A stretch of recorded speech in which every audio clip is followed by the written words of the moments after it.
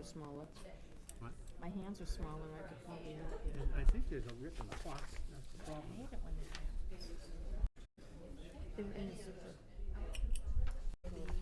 Educational trust funds to go into the general fund to get put back with an amendment? It's hot in here. I don't know. I wasn't sure. Be I honest think I with you, overdressed. I'm gonna That whole package, educational package is It's a work. mess. fall No, asleep. It's in gonna there, get like worse. cozy. It's gonna get worked on. Just to add to my. Are we ready? Yes. Broke my wrist over the weekend. Good evening, everybody. I'd like to welcome y'all to the April meeting of the Laconia Zoning Board of Adjustment. And just a few housekeeping things. One, please turn your phones off, put them on mute, whatever it takes to not disturb the proceedings. Number two, I can see we're gonna have a lot of folks tonight, so please, during each application, for the exception of the,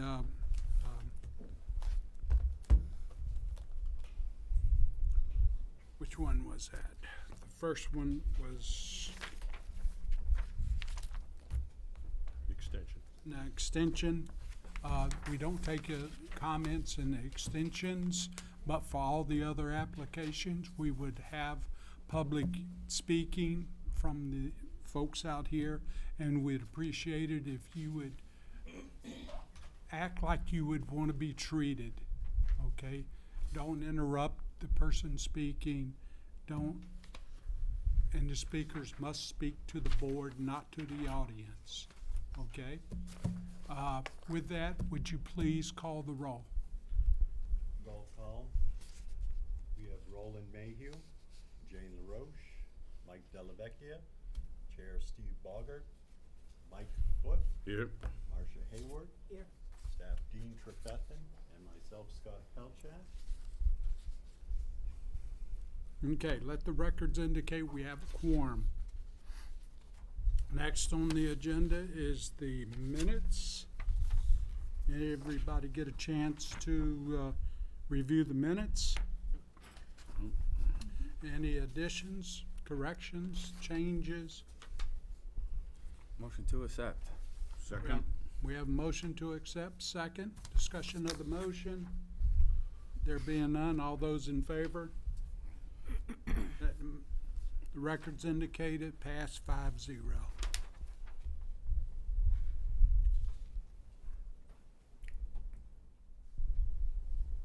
All right, next on the agenda is the extensions.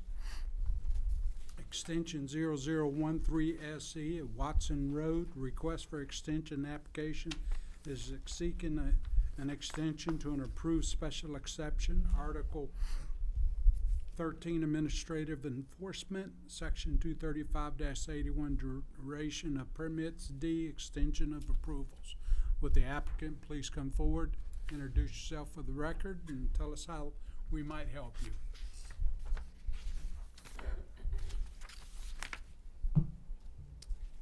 Hello. I'm Just Dan to introduce yourself for the Yes, record. I'm Dan Moeller, one of the owners of the Watson Woods LLC. Okay. And so you're looking for a 12-month extension? 12 months would be great. I thought it was 6 months, but either Is one it would. 6 months? Okay. How's it saying 12 months here? Can only do 6, sorry. Okay. You're correct, 6 months. Dean had. Okay, are you looking at getting things moving along as you can on this? Yes, we are. Yeah, we were doing logging activities. Everything seems to take longer than we think, but we are moving along pretty well now. Mud season been good to you this year? Been muddy, yes. It looks like it's been muddy out there. It's, yeah. So refresh us just a tad bit on what you're doing. As far as the whole overall project, or? Yeah, just an elevator version. Okay, it's just developing an RV campground. Okay. that we own and operate Scenic View Resort just down the road, and we've got a lot of interest as a kind of as a result of COVID, and so we've been trying to, I don't know, I guess, expand on that. But Oh, okay. That brings us back. So we're in time. We haven't lapsed or anything? Correct. Okay. Any questions of the applicant? I went out and looked at it last Sunday, and now you've been up there for a year now, right? I'm not sure under. When did you start working on that project? No, You came before the board here, Yes, it was a remote hearing, but yes. and that was about a year ago? 2, yeah. Yeah, goes by very, yeah. Do you think that's kind of ambitious, thinking you were gonna be done in 6 months? No. I'll tell you, there's a lot of work left to do up there. Yeah, no. We've got a lot of engineering work to do, permitting stuff. So we've just started the logging. We're just more or less kind of completing the logging activities so that we can go out and continue our engineering test pits and so forth.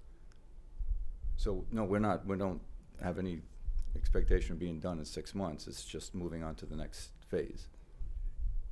All right, thank you. All right. Anything else?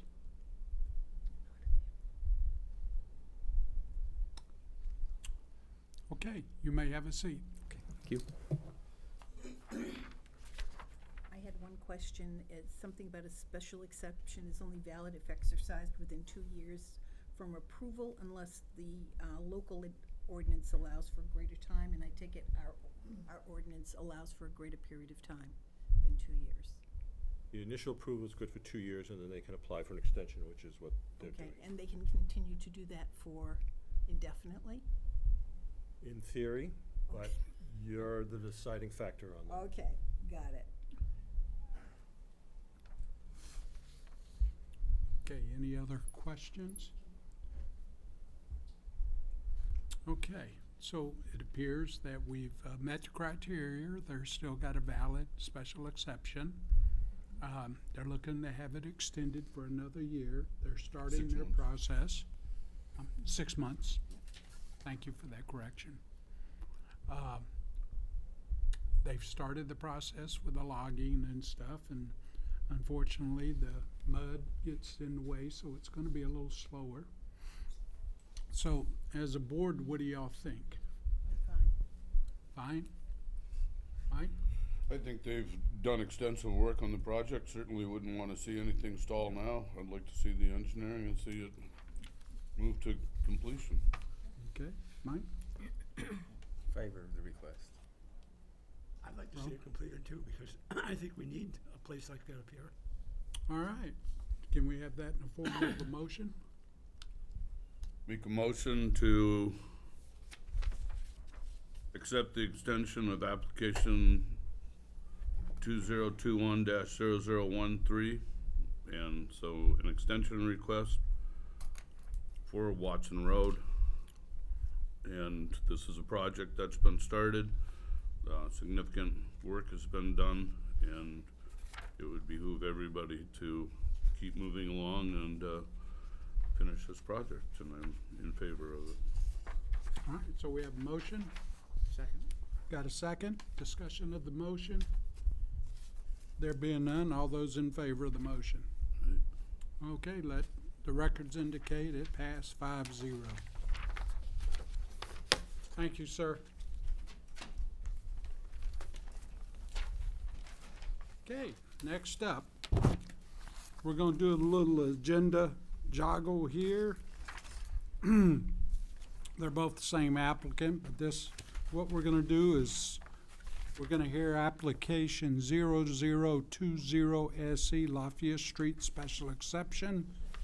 Applicant is seeking a special exception from Article 7 Supplementary Provision, Section 235-41, Residential Accessory Use, A 13, to allow for the construction of an accessory unit in the RS zone where the use is by special exception only. Would the applicant please come forward, introduce yourself for the record, and Lafayette Street? Lafayette. Thank you, Mr. Chairman. For the record, Chris Bolt of Donahue Tucker Chandela in Meredith, here on behalf of the applicant Meridian Properties, and we have Tim Long here of Meridian with us again.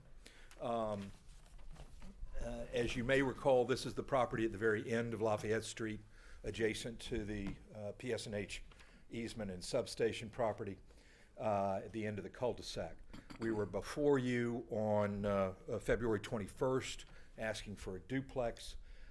We heard the board's message given to us that night and have come back for an ADU, which is an allowed use by special exception in this zone. You have a certain set of criteria.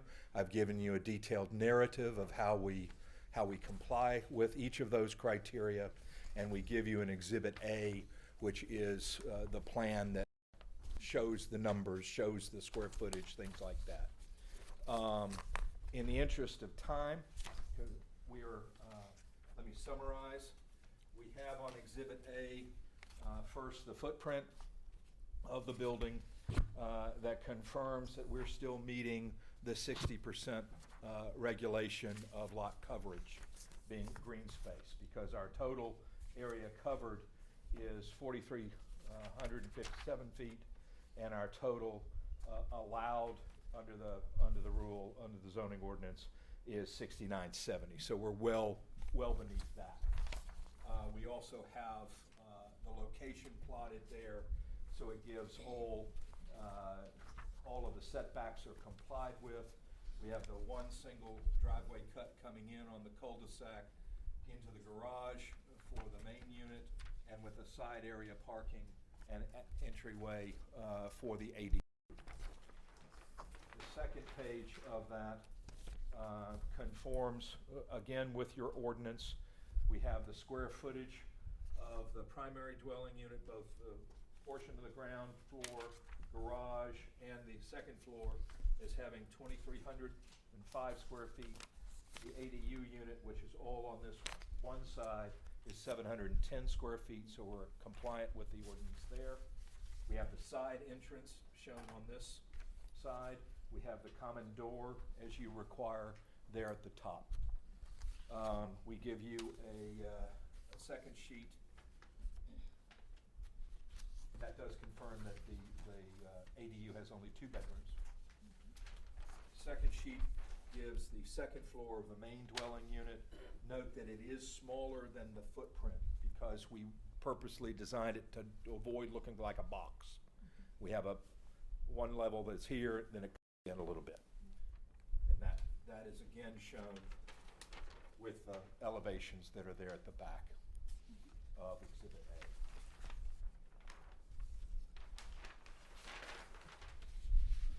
I think if we keep the second sheet up, that'll give the most detail pursuant to the narrative. First question, is it specifically authorized? The answer is yes. In this zone, it's allowed by special exception. The second request is that it's not going to create undue traffic congestion or impair pedestrian safety. Again, it's a residential use in a residential zone at the end of this cul-de-sac, not going to impair anybody.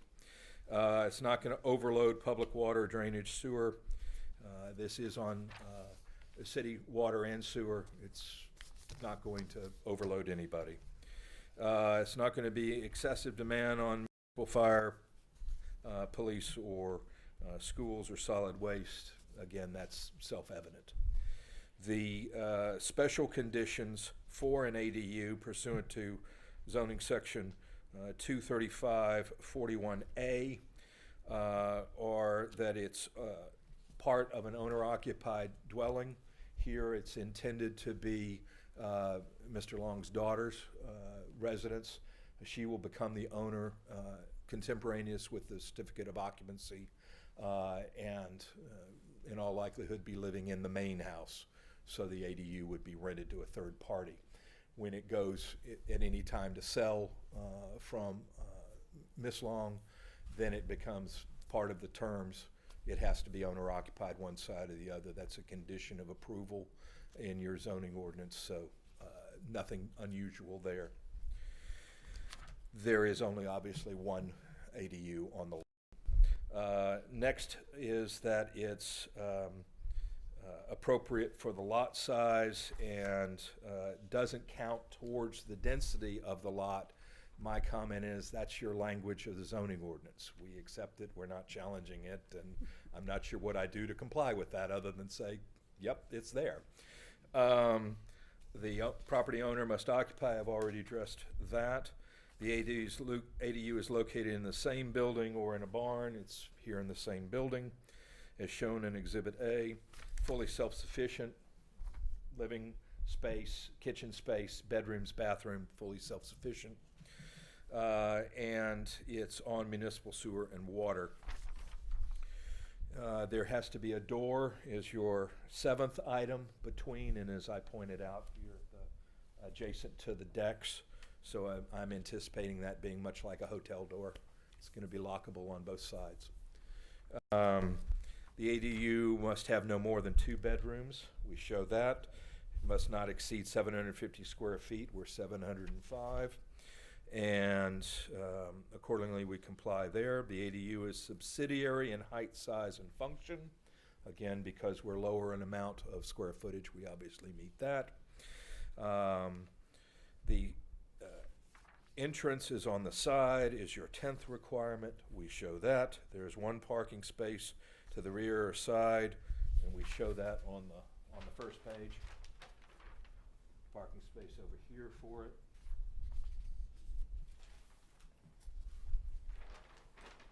And the garage there for the main unit. It cannot be converted to a condominium. Again, that's a provision of your zoning ordinance. We expect that to be a condition of approval. And it must be approved prior to construction. So we're here for you for that. And will not create hazard to health, safety, welfare. Again, residential use, residential zone. And it's appropriate for the use and consistent with the spirit of the ordinance. Flew through them, but I'm happy to answer any questions. Just an FYI real quick. It's also not available for short-term rental. Correct. Okay. I just Correct. wanted We're fine to with. get that out there up front. So While it's not in writing, I believe you Yes. raised that at the last meeting, and we have no problem with that. okay. Any questions of the applicant?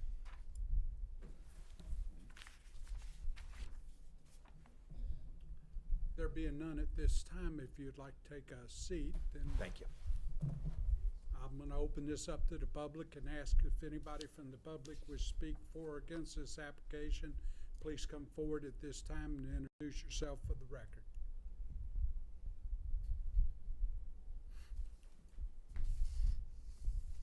Hi, I'm Nick Brennan. I live at 158 Lafayette Street.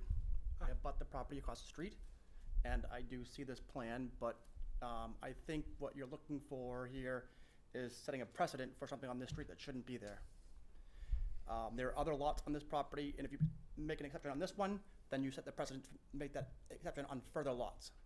The one on the other side of my house, there's also the lot for the water department, which is being released or being sold eventually, and then that could change the total complexion of this street.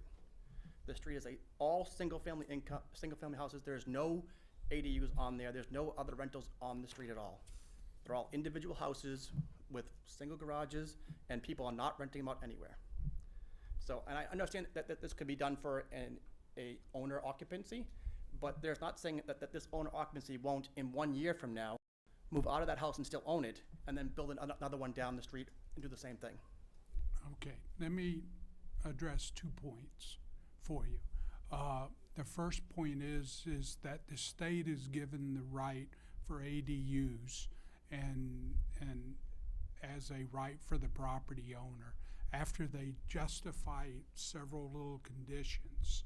Okay, the state has deemed it okay for them to have ADUs. Okay, and please correct me if I'm wrong. And number two, it's always gonna have, in order to have that ADU, they have to have the owner occupied. Okay, so an owner of the property must live there, all right? Because if they don't, then the ADU becomes null and void. So that protects that portion of adding the ADU. And it was part of when the state did what they did, it was to help justify some of this. I understand Okay. what you're saying for that, but just to be clear, again, there's no other ADUs on the street, no other renting income on any other property on the street. And there's no saying that they can't sell it to somebody else who's in the family and then build the same property next door, right? So if you have one exception, then you change the entire outlook of a street, it's all single-family housing.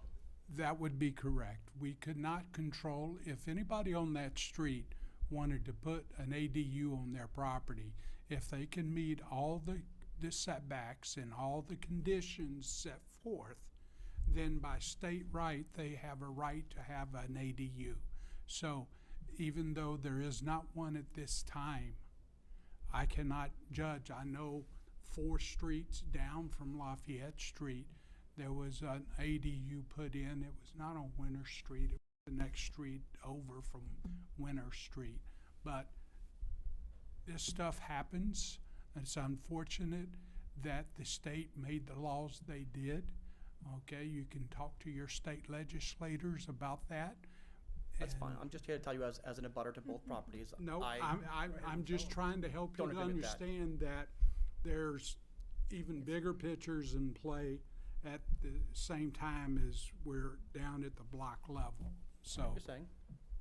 I'm just letting Okay. you know my personal opinion on that. yes, sir. Thank you. Anybody else from the public wish to speak for or against this application, please come forward at this time and introduce yourself for the record.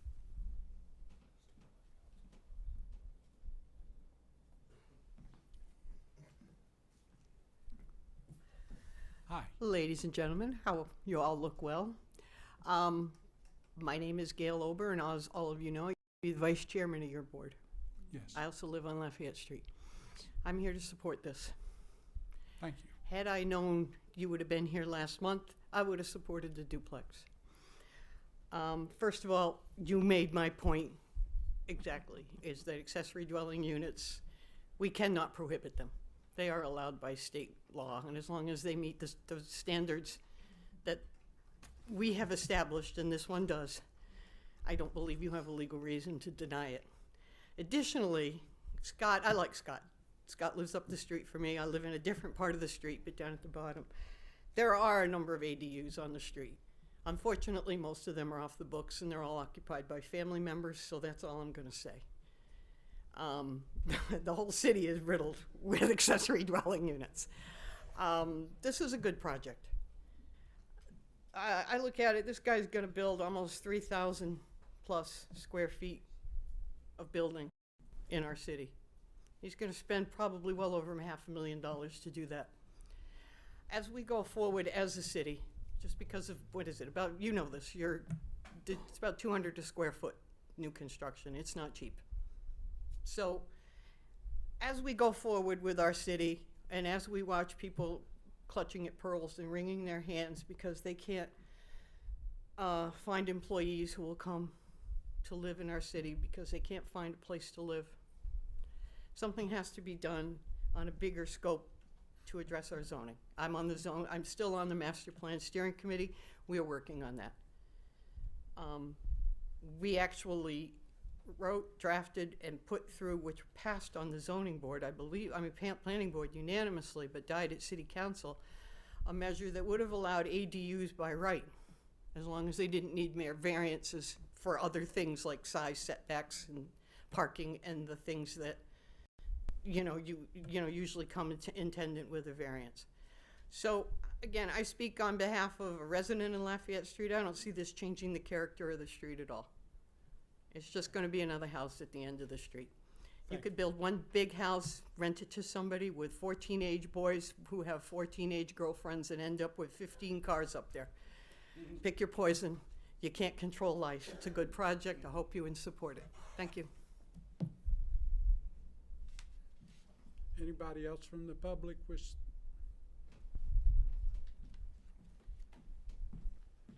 Hi there, my name is Mary Smith. I spoke last time in opposition of it. And I would just like to say that I find it a tad bit ironic that one of the reasons that was brought forward as to why our opinions did not matter was we were not direct abutters. So to have someone who is at the bottom of the street, not even in the area where this is being built, putting forth her opinion and her reasonings and, you know, this is why you should do it, that doesn't sit well with me. I realized, I looked into it, it is an allowed use, I get that. Am I happy with it? No, I mean, I think it's a beautiful building. I know it's allowed, I get that, but still, it is going to change the neighborhood in one way or another. There's no way around it. So, I wanted to make that point. Okay, thank you very much. Mary, Yes. can I speak to you just for a moment? Yes, In February, we all listened to you as a board because Mr. Bolt put on a good presentation. you did. And I'm saying, well, you know, I was leaning to approve that duplex until all the people from Lafayette came up. There's 4 or 5 of you. Right. So we do listen to you. Right, no, and I do, and I take that. That And- wasn't against you. My It point says- was to bring in someone after you've already made that argument just seems to me a tad bit ironic. Accessory dwelling units are allowed by state Right, law. We yeah. can't, our hands are tied. If they meet the conditions, Yeah, and we cannot say no. I am curious, so what is the reason that it would not be allowed? If it's like, what would be a reason that you would deny it? If they could not comply with the conditions of an accessory dwelling unit, Like such the as owner the size occupied of or the it, size? and the car has to be parked on the side of the building, not in the front, things like that. So it's more of a formality to just come? And the state did it so people like myself, elderly, could rent out a portion of their house to pay their outrageous property taxes. And we as a board, if they comply with all the units, we cannot say no. In fact, it might someday skip the zoning board, I'm told, and have to come before zoning for an accessory dwelling unit, because if you meet the conditions, our board is mute, actually. Right, no, I get that. It's just that So we I did couldn't listen say to that there you. isn't a concern. Obviously, you know, as Nick pointed out, he has kids. They're always playing in that area. In fact, a lot of kids are always playing in that area. There is gonna be additional traffic. I mean, there's just no way to deny that it is going to have an impact, but I understand it's allowed. So it's kind of, I just don't want you to feel it fell on deaf ears in no, February, absolutely, no, please. you guys denied it. I understand, you denied the first one, so I Thank do you. understand that, and I do appreciate it. So, have a good night. All right. Anybody else from the public wish to speak for or against? How are you? Hi. I'm Bill Torello. I live directly next door to the property, and I'm 100% against it. If they want to put a nice single-family house up there, that's fine. But right now, the end of the street is pretty busy as it is right now with traffic, and most of the kids are not little bitty kids, but they're pretty grown up, so we don't have that problem.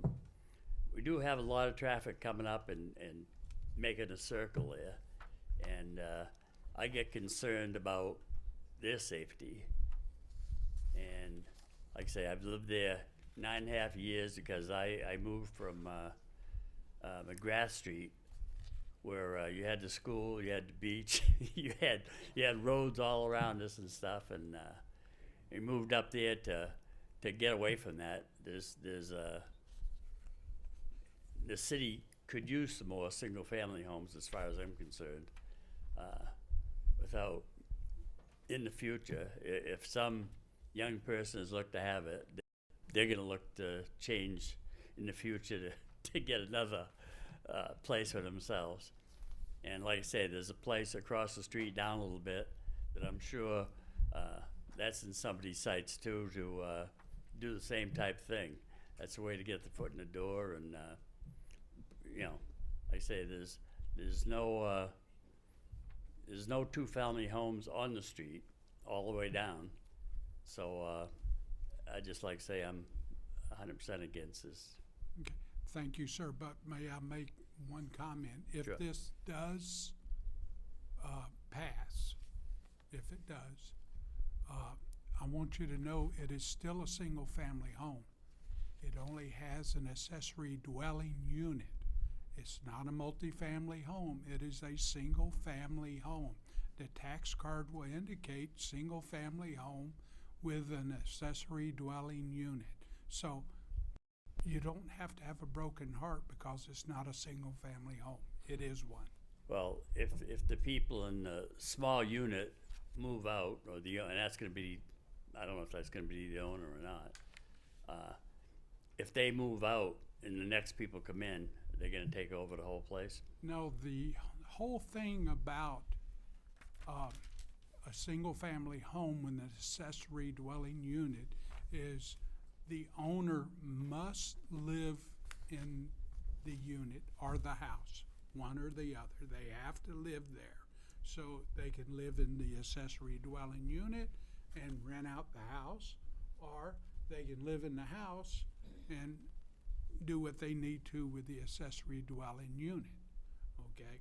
But what I wanted to let you know, it's not a multifamily home. It's nothing but a single-family home with an accessory dwelling unit. Thank you. And that's what the tax card says. When they complete it and they get whatever when you look on the city tax card, it should say single-family home. And that's always gonna be that way? Yes, sir. Thank you. Because if they sell it and it's no longer an owner-occupied place, then the accessory dwelling unit is not a functioning part of it. See what I'm saying? Mm-hmm. Okay. There seems to be a lot of confusion that it's two things being rented. And in fact, it's a single-family home being built. It's gonna have an accessory dwelling unit, okay? The owner's gonna live on the site. That is a requirement. Okay? Okay, thank you. You're welcome. Anybody else from the public wish to speak for or against?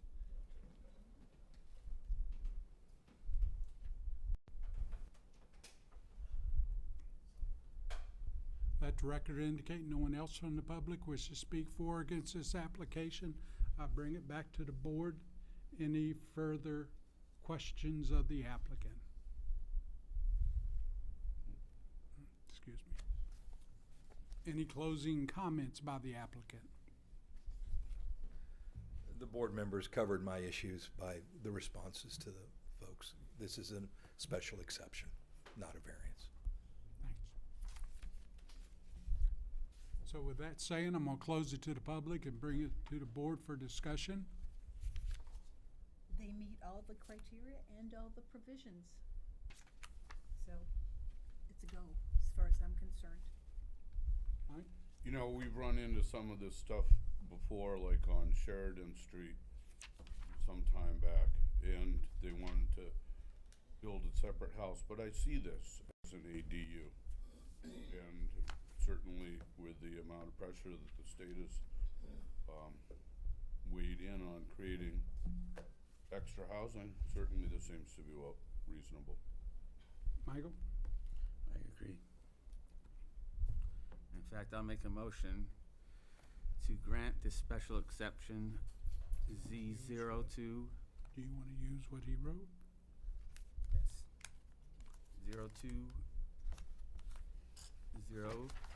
02023-0020 SE, Lafayette Street Special Exception, as written. I don't have the attachment here with me. It is, Flipping you need through one? looking for it.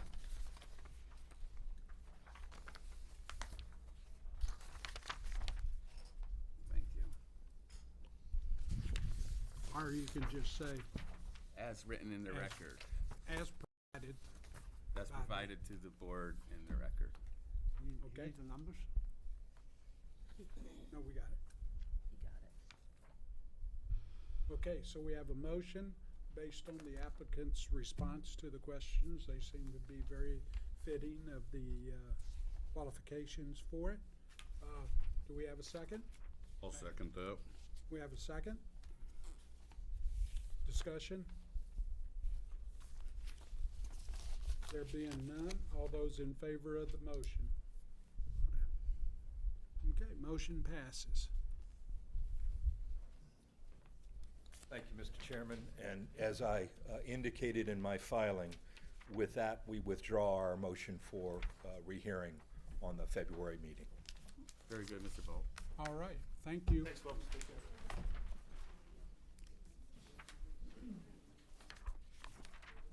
You're so kind. Thank you.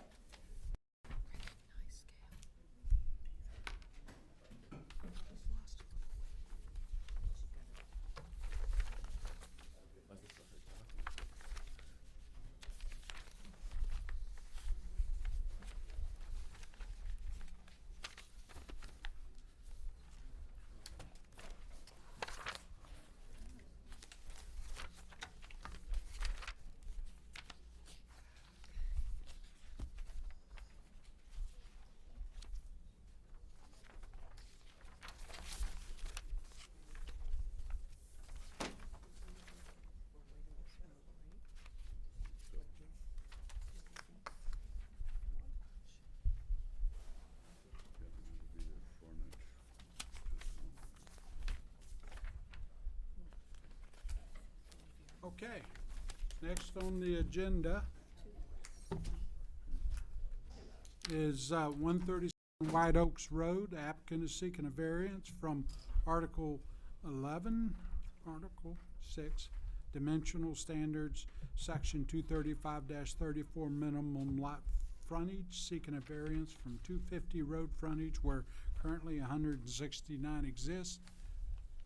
Applicant, please come forward, introduce yourself for the record, and tell us how we might help you. Thank you. I'm Sean Dutile, the owner of 137 White Oaks Road.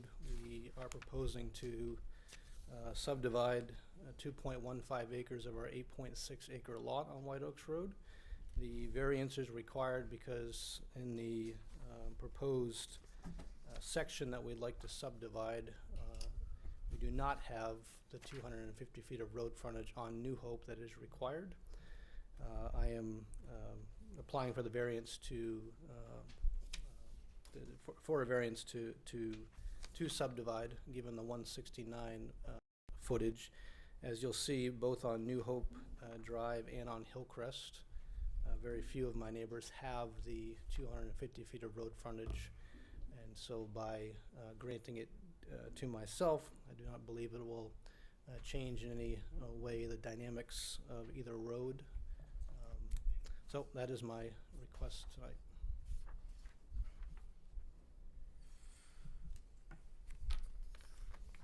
Sean, on the picture that I have here, the 2.5, where's the other acreage? The front side of it, as you head up toward White Oaks Road. You're talking about the remaining 6 acres? Yes. Yes, that's the, be this portion here. This is the portion that we own. Could you point to that again so Yeah, that I can sorry. see it? So the 2.5 acres is here. We own all of it, but, and this is White Oaks Road. So you want to divide the 2.5 out of that lot? Correct, out of the 8.6. 2.15. Yep, And you have 160 feet. 169, I believe. Why is 250 required in this zone? Or R2. There's no water or sewer there.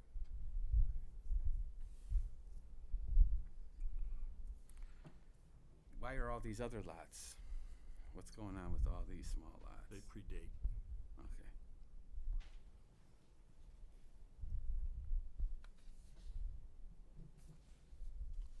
So, how much land do you own, and you're just gonna take 2.5 acres out of that land?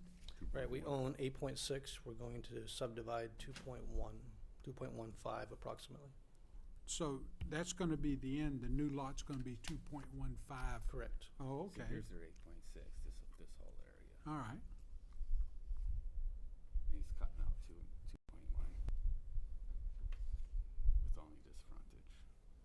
bigger than this. Why wouldn't he just go over here? And if the road does that, then. That's not his property. His property ends here. Oh, See, he doesn't own that little sliver. oh, that This little sliver sliver's he not doesn't his. own. Okay. Am I Now- correct now I'm with that, Correct. Sean? Yes, you are.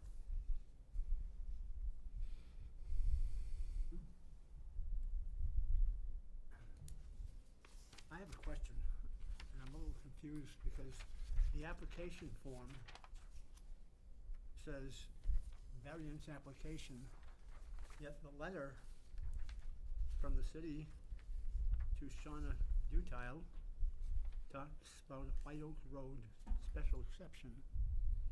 Are they asking for a special exception or a variance? This is a previous decision, just a kind of a background information. The property received an ADU almost 2 years ago now.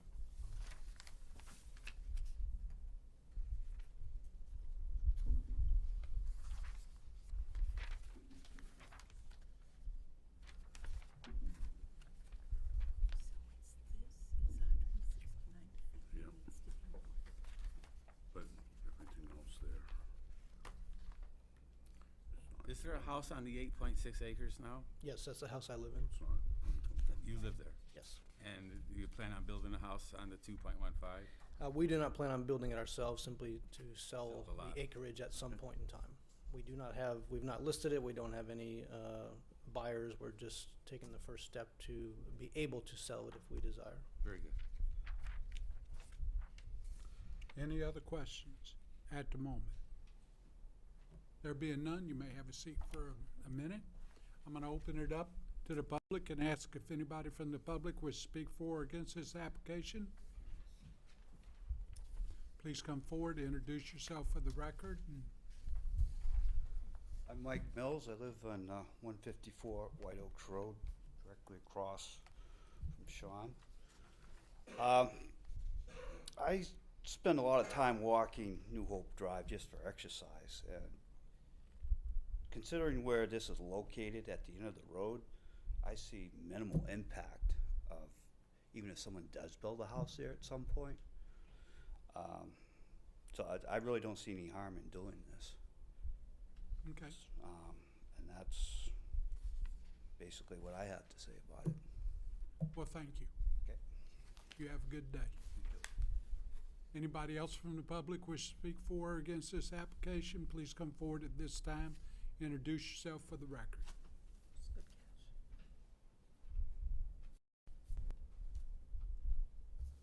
Let the record indicate no one from the public wishes to speak for or against this. No one else wanted to speak for or against this application. Therefore, I bring it back to the board for further questions.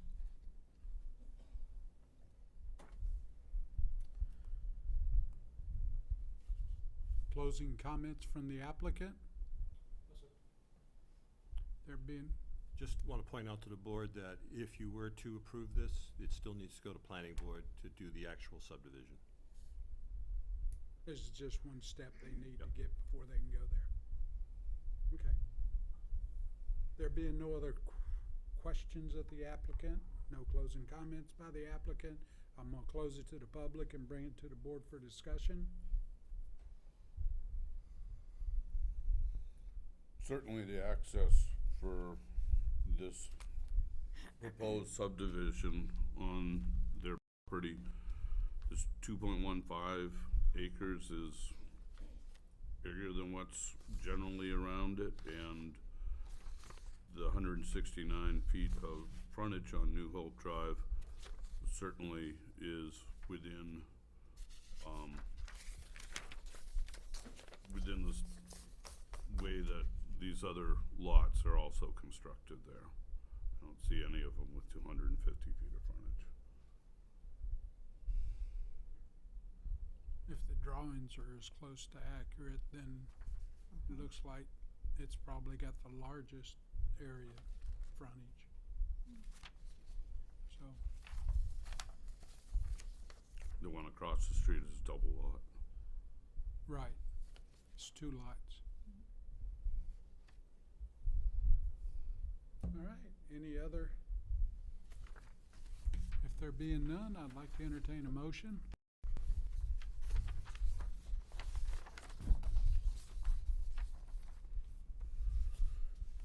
Make a motion to accept application 202300016. And this application is off from 137 White Oaks Drive, but as we can see, the subdivision is going to sit mostly on New Hope once it's finally approved. So they're asking for a special exception for road frontage, I think it's a variance. or variance, sorry, for a road frontage. They have 169. And I would say that in the findings of fact, this variance would not be contrary to the public interest because the proposed lot would in fact match the road frontage on all the other, most of the other places on New Hope Drive. Do not see that if the variance were granted, the spirit of ordinance would be observed, and it's not going to negatively affect the community right there. It'll be opportunity and a good addition, you know, for proposed residential. And I believe that it's a reasonable use because it conforms with what is currently on New Hope Drive.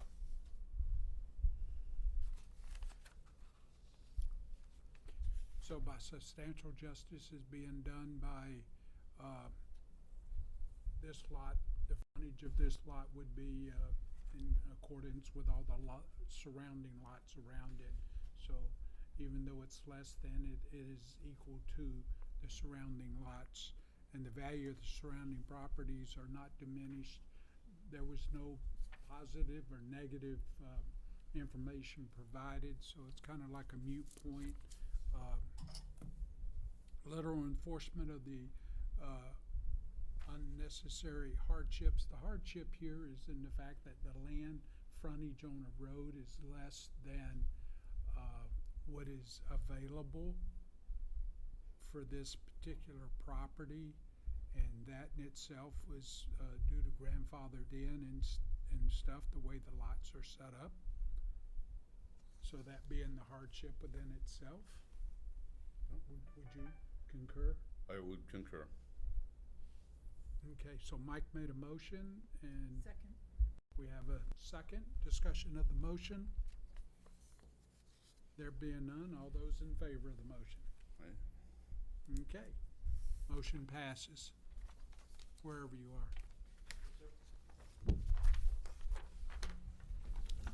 Okay, running at light speed here. Next application is 0018 SE 75 Belmont Road. Applicant is seeking a special exception from Article 7 Supplementary Provision, Section 235-41 for residential accessory use. A, 13 to allow for the construction of an accessory dwelling unit in the RG zone where the use is by special exception only. Would the applicant please come forward, introduce yourself for the record? Hi, my name is Ralph Alexander Jr. Hi, welcome. So tell us how we can help you. Well, I think I meet all of the criteria for ADU as far as the zoning board.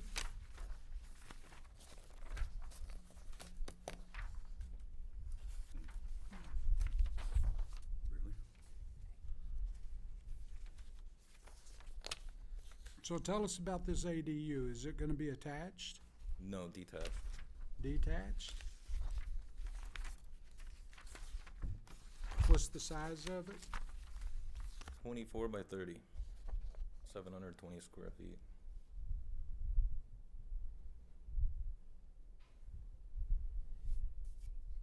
And it matches, it has all the proper setbacks, your 15 feet to the side, 35 from your front line, meets meets or exceeds setbacks.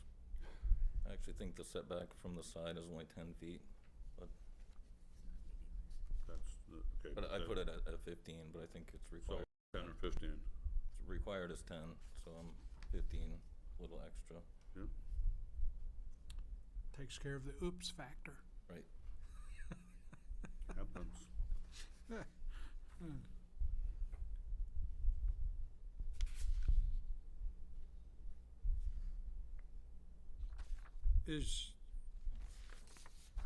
There's a house on this lot, right? On the other side of the river, yes.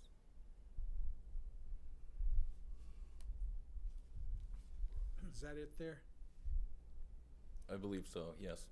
Is that Turkey Brook that runs down through your property? Yes, sir.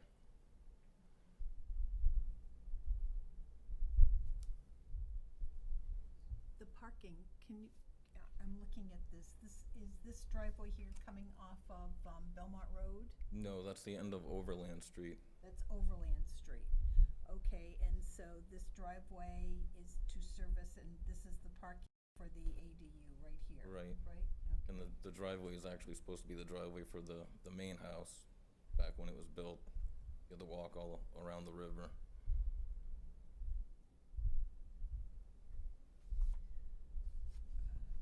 Are you going to have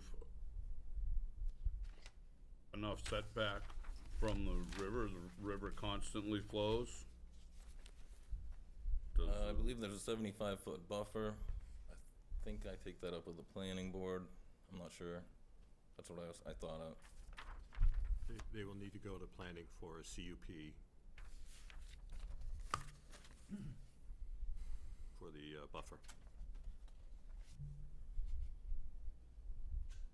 And will they have to go to the planning board, I'm sure, for all these other conditions? Because we don't see any diagram of what it looks like in terms of number of bedrooms, bathrooms, et cetera, like with the first ADU that was presented. Right, I thought that was only for the planning board. I think that they told me I just needed pretty much a footprint. Yeah, because we know it's no more than 2 bedrooms, and it can be no more than 750 square feet. And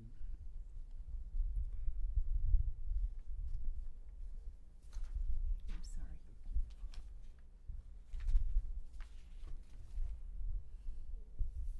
any other questions of the applicant at this time? And what about the green space? How is that calculated that you meet the green space requirement? We will do that at planning You'll board. do that in planning too? Yeah. Okay. So if it doesn't meet all of those, then even though we've granted an ADU, it gets proverbially stuck in the mud at planning. Yeah, I mean, to get relief from those, they would have to come back here if they don't get the CUP. Yep. Okay. Ralph, the other building in the zone there, what is that? That's my father's house. Okay. And where's his driveway? Off of Lowell? Right off of 106. Horrible place, actually.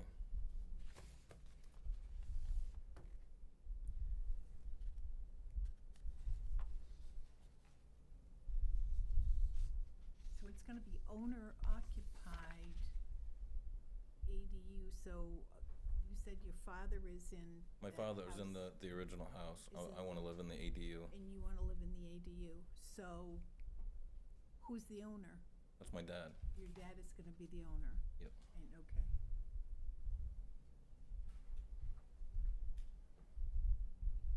So this is right before the stop sign on Province Road, or is this? It's at the bottom of the hill, Bottom of Prescott Hill. bottom of 106. Just before you start to climb up the hill.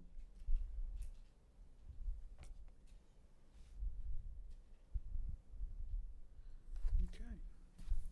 Any other questions at this time?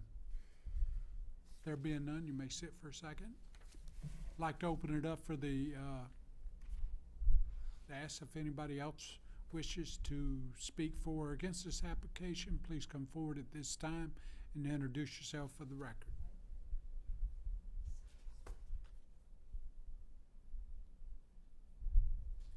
Let the the record indicate no one from the public wishes to speak for or against this application. Bring it back to the board for further questions. Am I the only person that went down to see this property? I did. Anybody else go down and see it? I did not. Well, I suggest we put this application aside until next month to give every one of the board members a chance to go down and see what that property looks like. And then you come back and tell me that's the place that's suitable for an ADU. Because the dump, ladies and gentlemen, it's the best way I can describe it. The what? What's that? We couldn't hear you.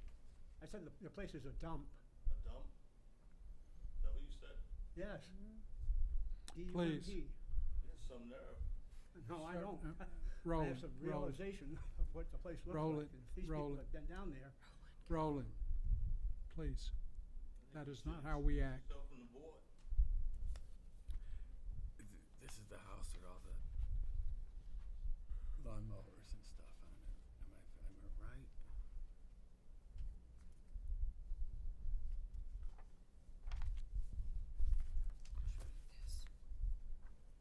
I'm confused as to this driveway here. How's he's entering it? I don't know. I don't see a driveway for the father's house. I can tell you about that. Is it on Lowell? Lowell, Please come up and introduce yourself for the record, please. Ralph Alexander Senior, and I'm permanently disabled. And if you want help clean up, you can come over and help me. it'd take more than two of us cleaning that place. Yeah, right. Roland, please. Now, as far as the driveway, Lowell Street was never accepted by the city. I see. It's just a paper street. That has been my driveway. It is your driveway, okay. And it has been a driveway for 60 years, but the house was built in 1950. Now, back then, I understand the previous owner, Weeks's, used to park on the side of the street, which was South Main Street at that time. 106 didn't come in until 1954. So I really don't have a driveway, because nobody knows if that driveway, that street has been given to half to the other neighbor and half to me. And I applied for a driveway permit last year to move it over. It just because the neighbor says that he owns half of it, but nobody can prove it. So, but I was denied another driveway. But if I go through it again, they'll have to give me a driveway. Everybody's entitled from 1970 back a driveway to cross over from on the state property. I've been researched this whole thing for the last years. My original driveway was Overland Street, but nobody used it because of the brook.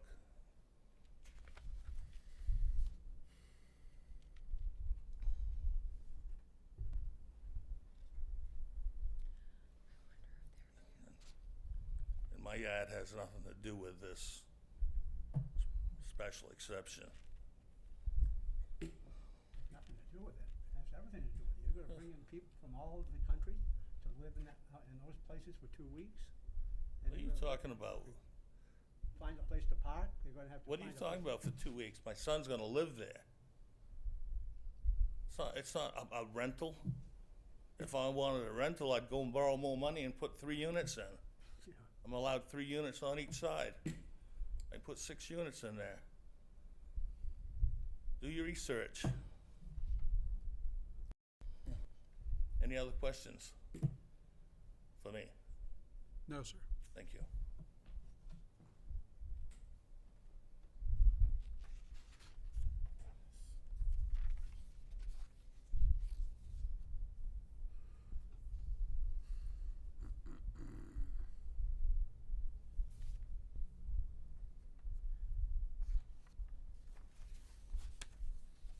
Guess I'm having a hard time Are you with the aware map. of this letter?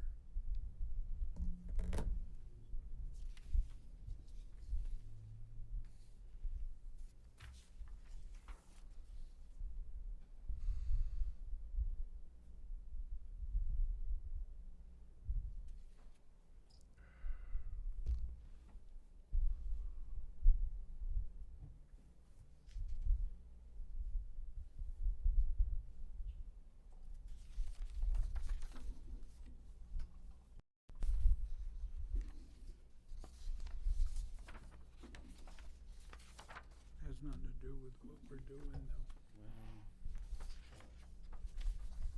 We're not the claim chain. This letter pertains to him, not us. Because this has nothing to do with the ADU. Unfortunately. See what I'm saying? yes. Yep. But it does have to do with other aspects of city code. But, so the driveway's here. I'd like Here's to offer a water. suggestion. Where is this driveway cutting across? That, see, right here. Mr. Chairman, Sir, me, right the here. applicant, I'd like to offer a suggestion. I'd like to have the board meet on Thursday or Wednesday of this week. Have the board meet on that property and go down and take a look at it for ourselves. I can't on Wednesday because I'm tied up with state How stuff. about Thursday? I don't know. I'm not contemplating that at the moment, okay? I don't think we should vote on that until every one member of this board has seen Whether that the property. condition his property in has nothing to do with this being in what his application before. Well, I think If you're he has other, Roland, if he has other code issues, then that's taken up with code enforcement, not the zoning board. The zoning board does not zone or anything to do with code issues as far as are they being followed properly or not. It's not our preview. It only becomes our preview if there's a decision made by the planning department or the code enforcement and they say that there's agreement with that. Then we have to parley that. But as it stands, that's not part of the consideration. Okay? I know it's not what you want to hear, but it's the law. I mean, I can't change the law. And that portion of it Don't we hasn't. have certain requirements for special exception? You Like have five to. requirements? You have to. What kind of requirements? Don't we have certain requirements right here? Yes. We do. So, in answer None of to them the- say, in answer to those did they- questions, we say true, true, true, true, true, true, true. And that's supposed to be the answers that we're getting as to how this property meets the special exception requirement?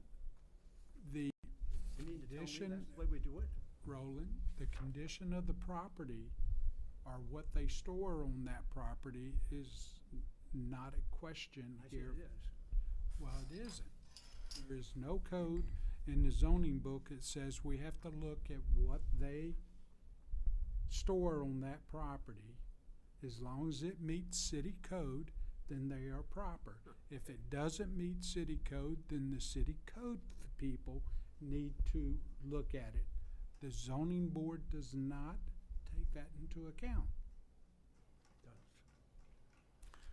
Ralph, Yes. your driveway you're showing on this, To him.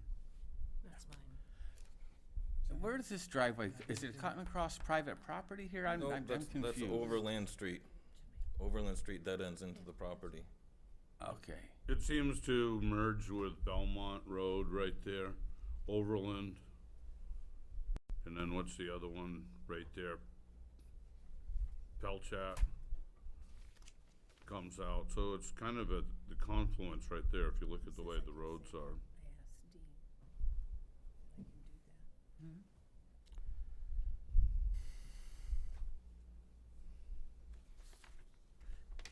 that. May I ask if that's paved, your entrance onto your proposed ADU? It is not. And not on the property itself, but as it The road comes- is paved. The street is paved up to the property line. Right, so it's not, it doesn't look like just a straight road, it's got different angles to it, it's got a sweep coming in, right? No, straight in.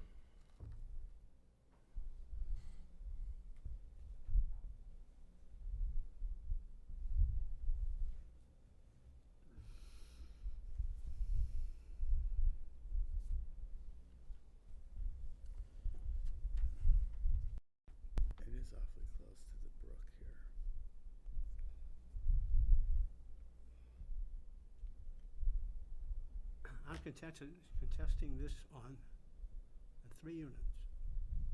The requested use will not create hazards to the health, safety, or general welfare of the public, nor be detrimental to the use of or out of character with the adjacent neighborhood. That's number 1.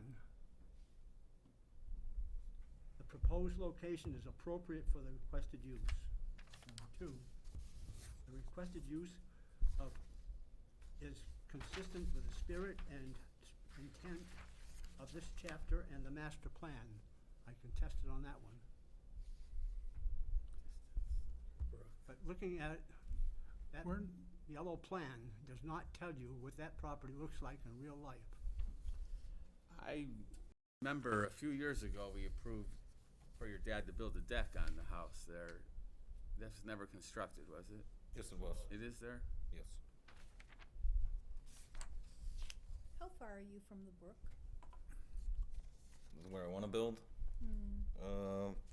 30 feet at the closest. And how far would they have to be? There's a 75-foot buffer.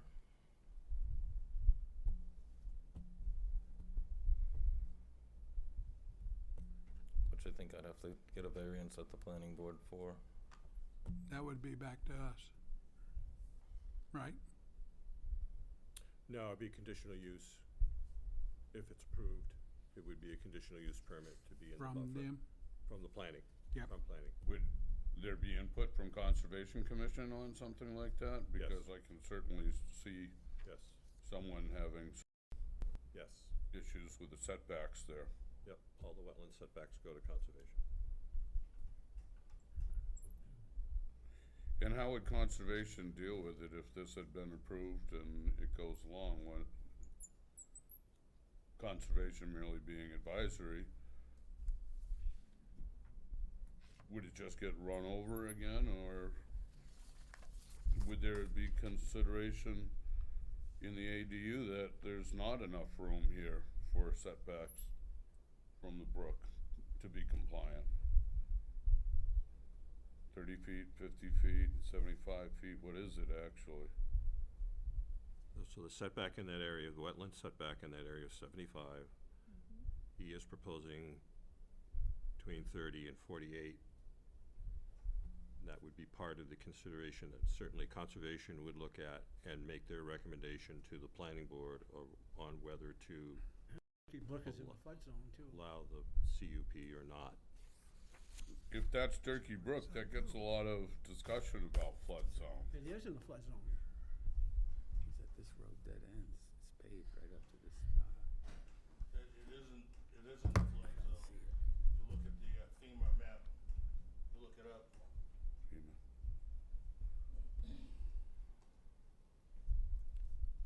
It would never flood anywhere. It's a 5-foot drop within 100 feet. Because it's washed out. Say what you No, want. it comes out of the culvert. Yep. Goes downhill. There's a 5-foot drop from culvert down to the lower end. Nice. Unless there's that road, That's it. You'd have to flood everything, the whole area in order to flood. Overland. Overland, Mike had it on his phone. it's right here. So this is all paved. Comes on there.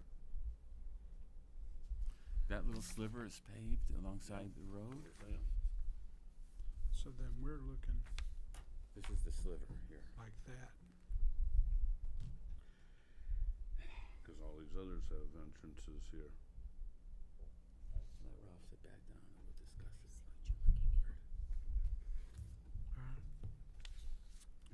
All right, any other questions of the applicant at this time? So he says his driveway comes in here. There being none, you can have a seat. Did I open it up to the public already? Yes. Okay, Nobody came up. so any further, I'm throwing off balance here. Any, Discussion. any further questions of the applicant? Any closing comments? With that, I'm gonna close it to the public and bring it to the board for discussion.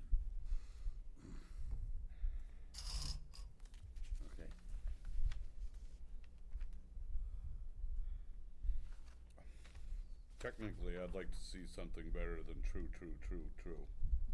on an application. I'd like something that actually promotes their vision. We've turned Parts of down me the- say it's far too close to the water. The other ZBA part says, do we take care of that, or that gets dealt with down the road? And so in the interest of ADUs, we say approved, but then Well, there's let's the struggle look to at, get let's just look at the questions for a special exception. And then let's see if that, how that runs. The use request is specifically authorized in this chapter, and it is. Yes. All right. The requested use will not create undue traffic congestion or unduly impaired pedestrian safety, which it won't. Okay, so we all agree with that. The requested use will not overload any public water, drainage, or sewer system, or any other municipal system, nor will there be any significant increase in stormwater runoff onto adjacent property or streets. So, I know about that. and in that point there, if we've been told there's no water or city sewer there, is that my understanding? There is city sewer and water. There is city sewer and water, okay. Where is the water? All the houses on Overland Street. Do you have a well on your land? Excuse me? Do you have a well? No. Where's the well? No well. Well he on the doesn't. side of the river. Roland, I have 2 wells and once again, we've already closed off public discussion, sir. Please refrain to the board, okay? All right. Thank you. The third one. All right, the requested use will not overload any public water, drainage, or sewer system, or any other municipal system, nor will there be any specific increase in stormwater runoff onto adjacent property or streets. You want an answer? I got 5 people here to give me answers. Yes, sir. I say, if you saw that, if you went down and saw the property, you'd say this applies. And what reason would I say it would apply? Because they've got old motors and batteries. That has junk nothing to do with it. That drain off into the into Durkee Brook, that drain off in the land that their house is on. Roland, what Can't the, make a once decision again, on this property until Roland, you see it. once again, let me try to explain to you. What they store on that property has no bearing on the application. If they're in violation of any codes on how their land should look, then code enforcement would be able to give them direction. Well, But you- as it stands, if they store cars on their lot, they're allowed to do it within the codes and has nothing to do with an ADU. Okay, the question was, will the ADU create sufficient amount or an increase in stormwater? And the question is, would a shed there give any more at 750 square feet? Put a big garage there, would you have the same amount of runoff? Probably yes. Would you have the same amount of runoff if you put a shed there? Probably yes. Okay, so would you see an increase with the structure there that would increase the runoff? I would say on that point, you'd need better plans in the way that you're dealing with the water that comes off your roof. And would that be something the planning board has to deal with when they do the site plan approval? I would say probably yes, is gonna be their drainage and stuff. And based on the input from conservation, they're gonna provide them with a lot of input on what they need to do to compensate. So for our practical purpose, the answer is probably no. All right, D, the requested use will not create excessive demand for public, police, fire protection, schools, or solid waste disposal service. I would have to say no more than any other house. Any special provisions for the use as set forth in this chapter are fulfilled. Far as we can tell so far, all the special has been met, and what's not going to get met is going to be taken care of, possibly taken care of. And if it doesn't get the agreement, then the condition, if there's a motion to allow it, then I would expect a condition that if they don't get planning board approval, that the special exception would become null and void. All right, the requested use will not create hazard to the health, safety, or general welfare of the public, nor be detrimental to the use of or out of character with the adjacent neighborhood.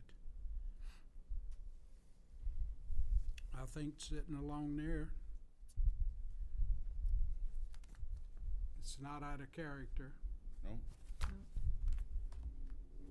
Residential in a residential, busy residential neighborhood. All right. G, the proposed location is appropriate for the requested use. Now, therein lies the question. The proposed location, if approved by the planning board, and that's where that condition comes in. If they will provide the necessaries for doing that, then it would be, the answer would be yes. But without there, it would be a no, because it doesn't meet all the setbacks. Correct. So we're not putting the cart before the horse, right? Well, Sort of. if they went there, they're gonna say you gotta have an ADU. Okay, So it's the egg or the chicken yeah, in this case, and they both came at the same time. okay. The requested use is consistent with the spirit and intent of this chapter and the master plan. So he's gonna use it for his son to live in, so that would be the same as creating a unit for your parents to live in. So I would say that the intended use is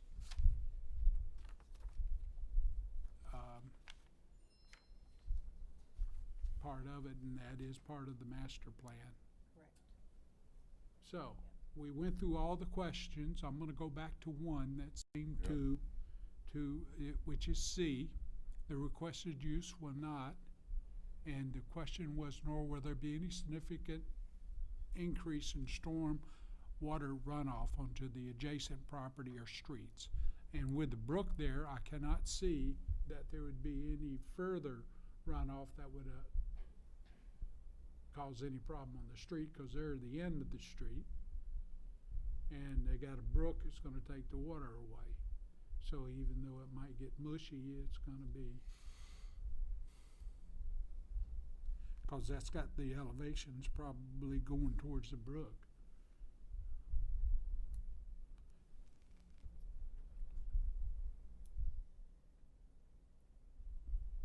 Other than conditions of the property, do you have anything else to say? How to word It seems if we approve this, we're approving something that can't be built close to the brook. That's, so If we condition it because of G, the proposed location is appropriate for the requested use. That would be determined by the planning board. And if they do not allow it to be built there, then the condition would be that the special exception would be null and void. Okay, I'm good with that. I'm good with that provision, or that condition. And that's a condition we can put forth. In our findings of fact. In our findings of fact.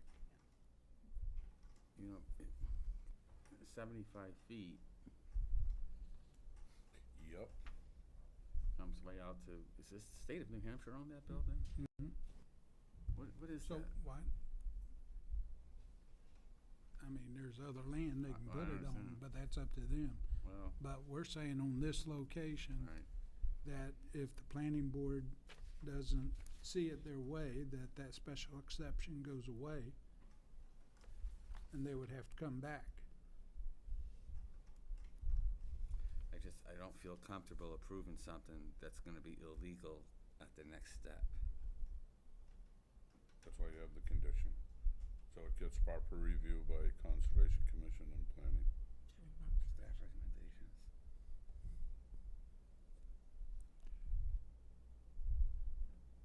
This a lot gets vetted out at the planning board. They go into a little more in-depth than what we are Right, potentially because- allowed to do here. Because the building is within the wetland buffer, requires to build the building, it would require a conditional use permit, which is granted by the planning board, and they will, refer to the Conservation Commission for a recommendation, and then, based on that recommendation, consider their options, including how do we handle stormwater runoff, all of those items. So it's not just because we approve it that the planning board will go, well, they approved it, let's just do it, and they'll take care of business like they should for anybody. Correct. And they're just, because someone has to say yes first for the next step, and whether they went to the planning board first, they would say, come here anyway. Because they would need the special exception for an ADU before it to be Correct. considered as, so it's the chicken or the egg. Yeah. You know, when you just start going up, it's on the right, towards the college. So, we've pretty much had discussion on this. Mhm. What do y'all think? I don't feel comfortable approving it. Because We have to approve it this month. 1 second, let him finish. it's just, we're approving something that I don't believe is possible to be built.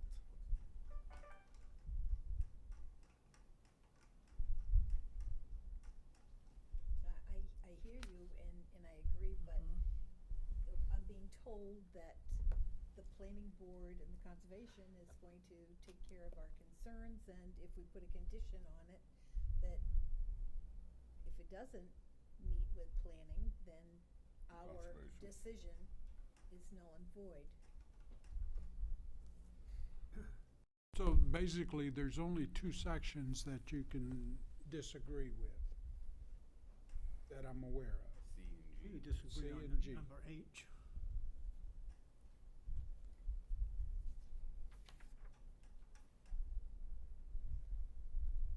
C and G. Yeah. How about H? H, Yeah. we've already discussed and said it was all right. So, That place meets the master plan though.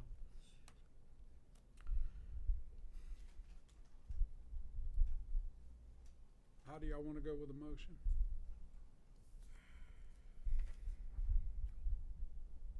Make your motion. I don't feel comfortable approving this. All right, so basically,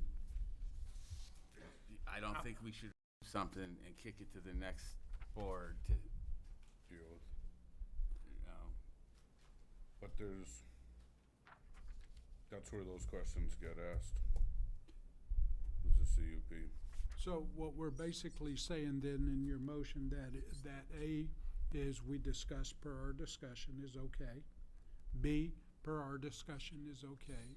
C, due to the fact that there would be significant increase in water runoff onto the adjacent properties or streets. Do you feel that's here?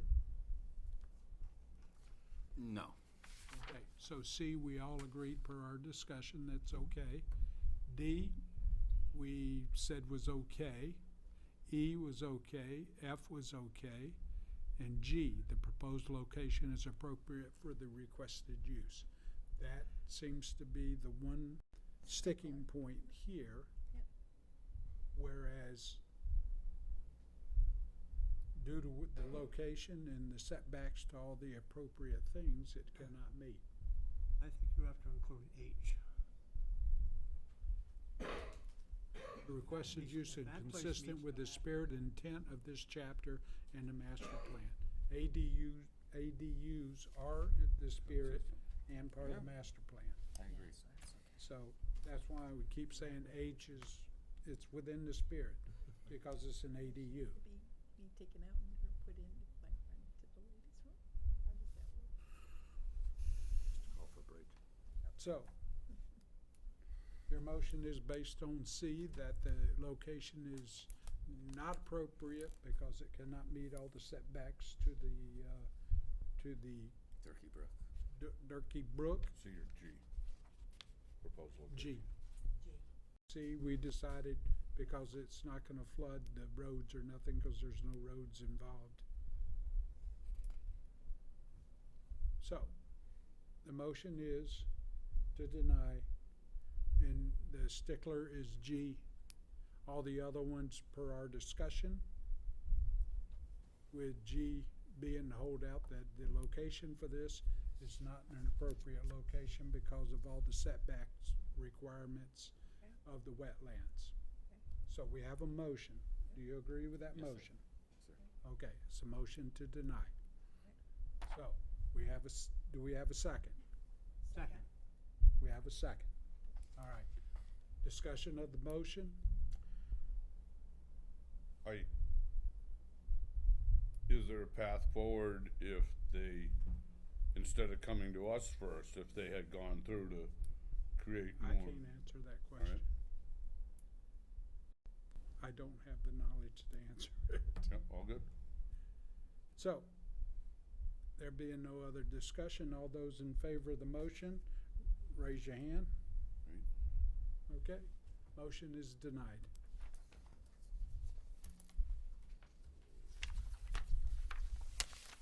Okay.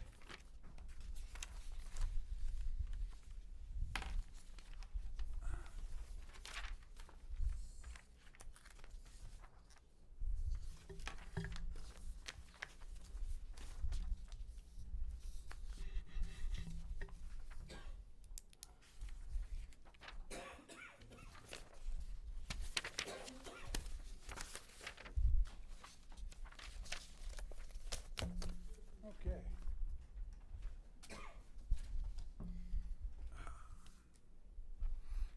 Next on the agenda is 0010 STL, 34 Driftwood Drive. A butter is appealing the permit for short-term lodging under RSA 676:5, Article 7, supplementary provisions, residential, based on owner occupancy. So, this is a request for a rehearing. We don't take any public input on rehearings. No, this is an appeal. Huh? This is an appeal.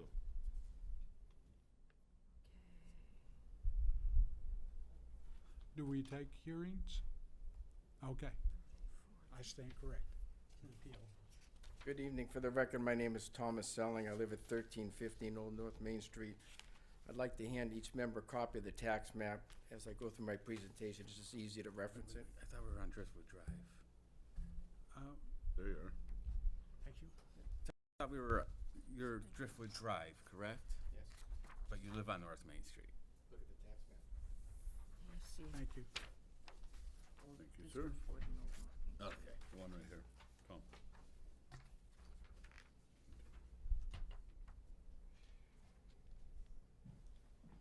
Oh, Driftwood again. So as you can see, I'm actually straddled.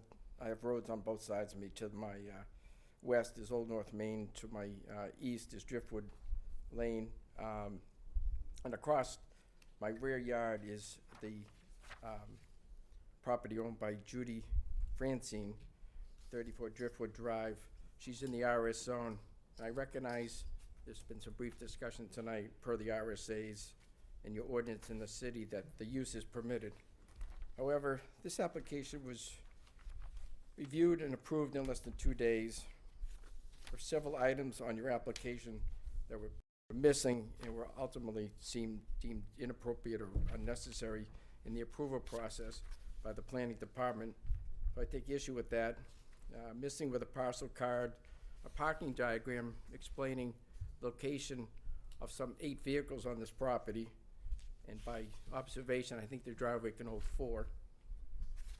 The owner didn't provide a proof of residency or any statement as to not they live in their house. I understand the Cecil dwelling unit has to have less than 1,400 square feet. And that comes into play with respect to parking. As declared on the application, the owner cited that they have 1,918 square feet. There's also a provision in her deed, which you should be aware of. It says, quote, "Said lot shall not be used only for single-family residential purposes. No commercial enterprise of any kind shall be carried out on the premises."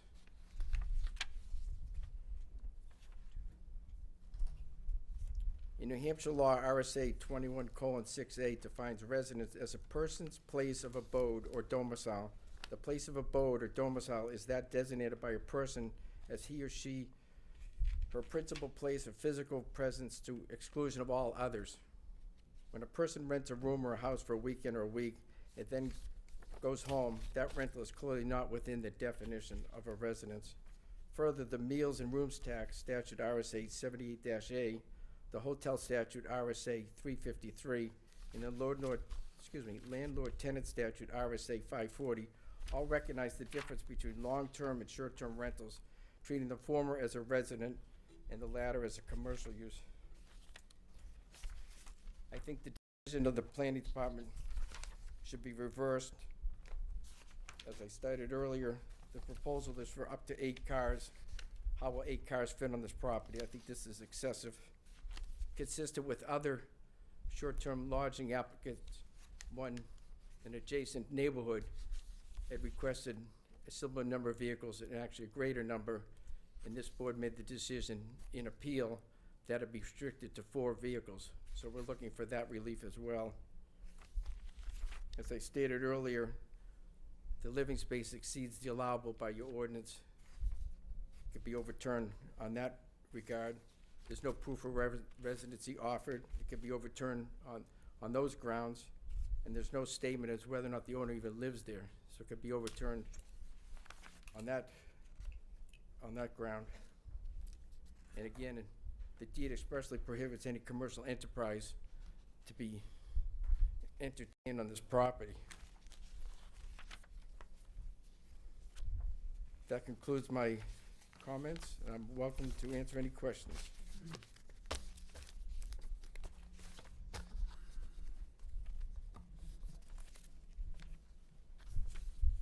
Was this the property that went to an appeal board?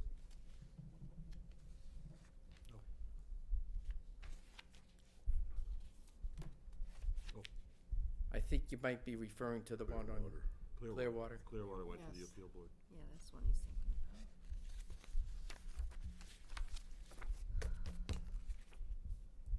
So, do we have the appropriate documentation that supports the decision that was made? We have the tax bill gets mailed to this address. The person who owns the property is registered to vote at that address. And their driver's license is there at that address. Those are the requirements that we normally look for when someone declares that they're an owner-occupied situation. So they domicile at that address, basically?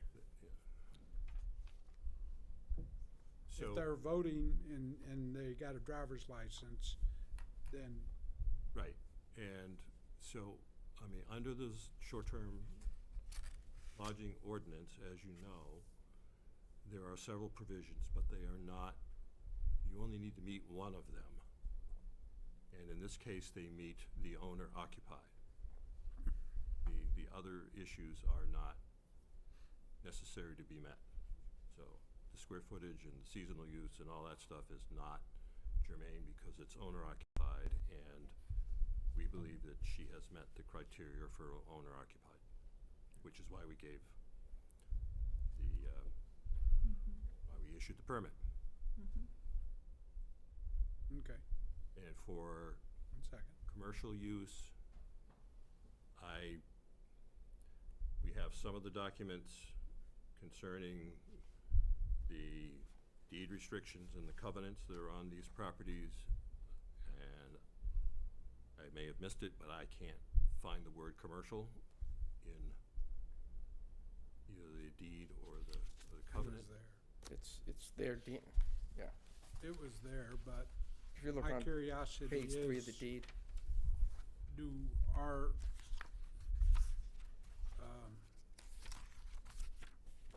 we don't take in account the deeds, do we? So, I mean, we've had this discussion many times on the board about short-term rentals, and but we do not, We don't from a read planning, deeds. from a planning department situation, we do not consider short-term rentals to be a commercial operation, because where do we draw the line on what constitutes a rental? If you wanna rent your house for 6 months, is that a commercial use? If you wanna rent your house for 90 days, is that a commercial use? Well, And if it you pay has, taxes, I would think to take that in accordance, if you pay a tax on something, then in order to have a tax, you would have to have some kind of business deal. Just say. yeah. And Dean, there's separate statutes dealing with landlord-tenant issues. They're completely separate from short-term housing. To his point, let me ask a hypothetical. If this owner lived in Bermuda 364 days a year, maintained a driver's license, came here to vote as appropriate and paid their tax bill, you'd still call that owner occupied, correct? That's the inherent problem with this statute, is Dean cited these other issues that in his mind were proof of residency, but the applicant in this case didn't provide assurance to the board that they were in fact a resident there. He made the assumption that those other factors contributed to his reason for granting the short-term housing. In this case, I call it a hypothetical because I believe she comes and goes. I know she maintains a condo down in Nashua, and I suspect that she's there a vast majority of the time. I can't prove it either way, but I throw my hypothetical out there that this board could, in fact, would approve a short-term housing when in fact the owner-occupant person wasn't there. So what you're saying is she owns the property, but she doesn't occupy it 150 days of the year? I don't believe so, and I can't testify in the affirmative or the negative. But She's it's in my just- backyard, the lights are infrequently on. If I had to look at this, and I do, so with that being said, once you've got your driver's license, and once you've got a tax bill going to the same address, not to a P.O. box, not to another address anywhere, it's going there, so she must be picking up mail, whoever must be picking up mail from that location, unless it's a P.O. box, is. No, but again, you're making an assumption there. I can only If I went take to her the mailbox, facts. I could put it in have another to envelope and send it to make Bermuda. an assumption of facts, and the assumption of facts are, A, she's got a driver's license stating that her residence. B, she's registered to vote in that ward with the state of New Hampshire. So the state of New Hampshire recognizes the fact that she's got a driver's license and a proven domicile to be able to live there, okay, to vote. So you have to have that covered. And so those assumptions are based on the facts that are provided by us. Now, if they are not whole worthy of all those facts, then there has to be proof that the facts are not real. And Right. someone has to provide either the proof via an affidavit that swears that this person, and it's signed or something. It's got to be something to change it, because just because we think, and we have to, because right now the facts are, she has the proof that she has this place. I take issue. One of the specific requirements in this regulation, again, given the sensitivity to the nature of this, you'd think that the reviewer at the planning staff would take note of this. I focus on that proof of residency and a brief statement as to whether or not the owner is living there. Those were not provided. Her driver's license was provided, which showing the address. I didn't find it in the file. That must have been provided after the fact. That's what was told to me. Okay, well, so- Dean did some research independent of the file that I reviewed. But again, I don't want to repeat myself, but I don't think those other factors are proof of residency. I'd like to see a document signed by the owner that they in fact prove that they're residing there. Those other factors that Dean cited aren't necessarily proof. Well, I appreciate what you like, but that's not part of the ordinance. Okay. Okay, that is something when they readdress the ordinance at some time, that might be taken. I'm sure that thank you very much. They take note of all of this. No one's taking this lightly, okay? So as I sit here and discuss this with you, it's not because I'm trying to make you wrong. I'm not. I was handed this situation, and we're trying to deal with it the best we can, okay? But we can only deal in the facts, and the facts are the facts, and we have to make the assumptions that based on state documents, that those are facts. Okay, we have no reason, and no one's provided us with anything hard papered that there's something different, okay? Right, that, so, based on what we were told, that they were provided with a driver's license, they are registered to vote here, then by the ordinance, they have satisfied the criterias. Unfortunately, they've satisfied the criterias needed to get their short-term rental. so let me ask this. Would there be any consideration to reducing the number of parking spaces there per the reasonable standard? This board made a decision a few months back with respect to the place on Clearwater. I want to say 35 Clearwater. I could be wrong with the address. But in this case, a person in my backyard is proposing 8 parking spaces, and the driveway can hold perhaps 4. And so it begs the question as to, you put the burden on the abutters to then police what she does, and I respect your position.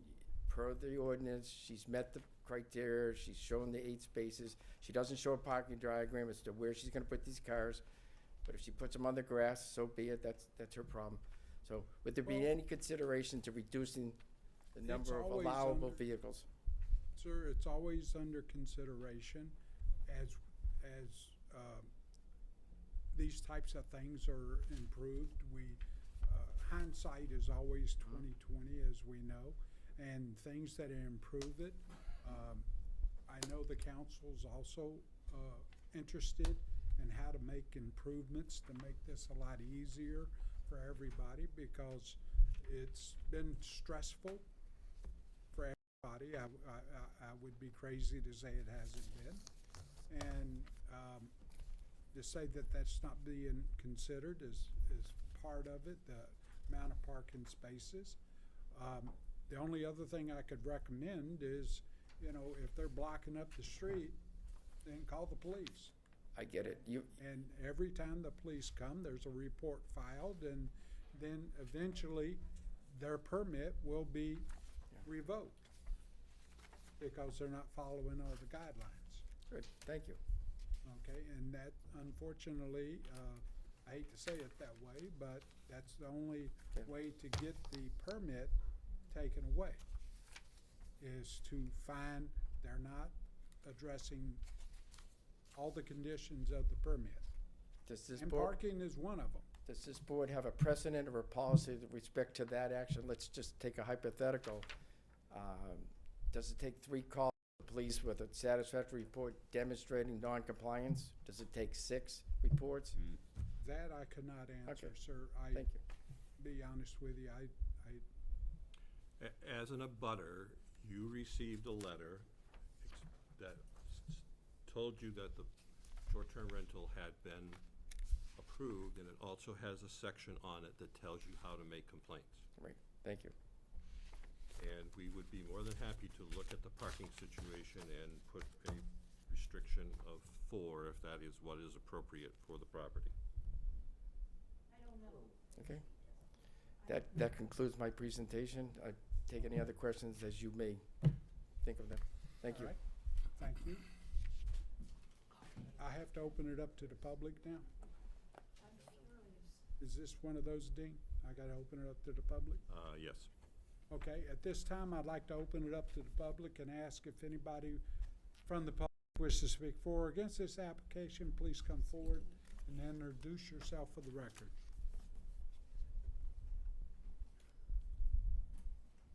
Hi. My name is Jean Rival. I have lived on Old North Main Street since 1969. I know this neighborhood like the back of my hands. You are telling us that because you have a driver's license and you vote and you pay your taxes, you occupy your residency. This is ridiculous. This person, how are we going to prove that she's not there 150 days a year? Because she's not. She is never there. She worked in Nashua, and now I don't know where she is, but she only came on the occasional weekend, maybe. I am so offended. There are other people here who are going to be affected adversely. Let me tell you that I am prejudiced because I have been through this with Frank Roche's property across the street from me. We had to hire an attorney to stop this kind of thing. Do we have to hire an attorney every time we have terrible rental situations with people who go on your property, use your docks, use your everything, and we all are members of our own private beach, which is right next door to her. I am so offended by this. I know your position. I know how you look at this. It's the planning board. How do we get through to the planning board? Something has to be done. I am very familiar with rentals. My daughter lives in Jackson Hole, Wyoming for over 30 years. I go there all the time. Jackson, Wyoming has, as you know, tremendous tourism. If you live in a stable neighborhood that has been a family stable neighborhood for many, many years, like this neighborhood we're talking about, they do not allow this stupid short-term rentals. That's all I have to say. I know you can't do anything. I am totally offended. I'm offended because I have to pay my taxes in June. I don't want to. I don't like this. We've all worked very hard to live where we live. I don't understand. I don't understand the planning board. How could they approve her application without really knowing anything in a matter of days? That is not fair, and it's not right. Thank you. Thank you. As you can tell, I am very, very upset. Ma'am, I apologize for you being upset, and I can understand it. I really do, all right? And I can appreciate the concern that you and your neighbors bring, all right? The issue at hand is it's not even the planning department. The planning department follows a set of criteria. The criteria is it has to meet one of these, and one of these is having a driver's license or state-issued ID. But don't okay? you see how ridiculous that is? Well, it doesn't make any sense. I can, for a majority of the people, it works fine. And every now and then, there's an exception to every rule that slips through the system, okay? I would like to say there is a big difference between Clearwater and Driftwood, a big difference, because they do not have an association beach. They each have their own little area, which only affects them. I don't disagree with you, ma'am. So but there- what I'm there trying I to say is by the way the code is structured at the moment, okay, this kind of stuff, by meeting just this one criteria, gives them that ability to have their short term. And how do you prove how many days someone lives in their house? How do you prove that?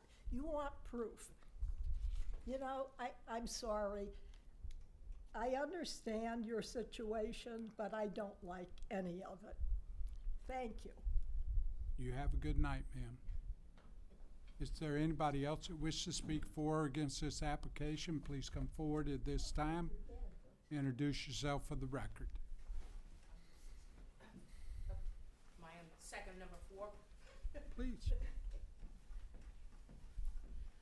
My name's Jane Vesey McFadden. I've lived on Old North Main Street, well, born and raised since 1960.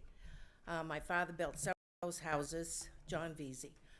My concern is that Judy's house is the only full-time resident on Driftwood. We have a sign, says dead end. Lately, we've had a lot of traffic, and I understand the rules, the RSA. I've worked for a police department, for 35 years. I get it. My concern is what Tom said about the parking.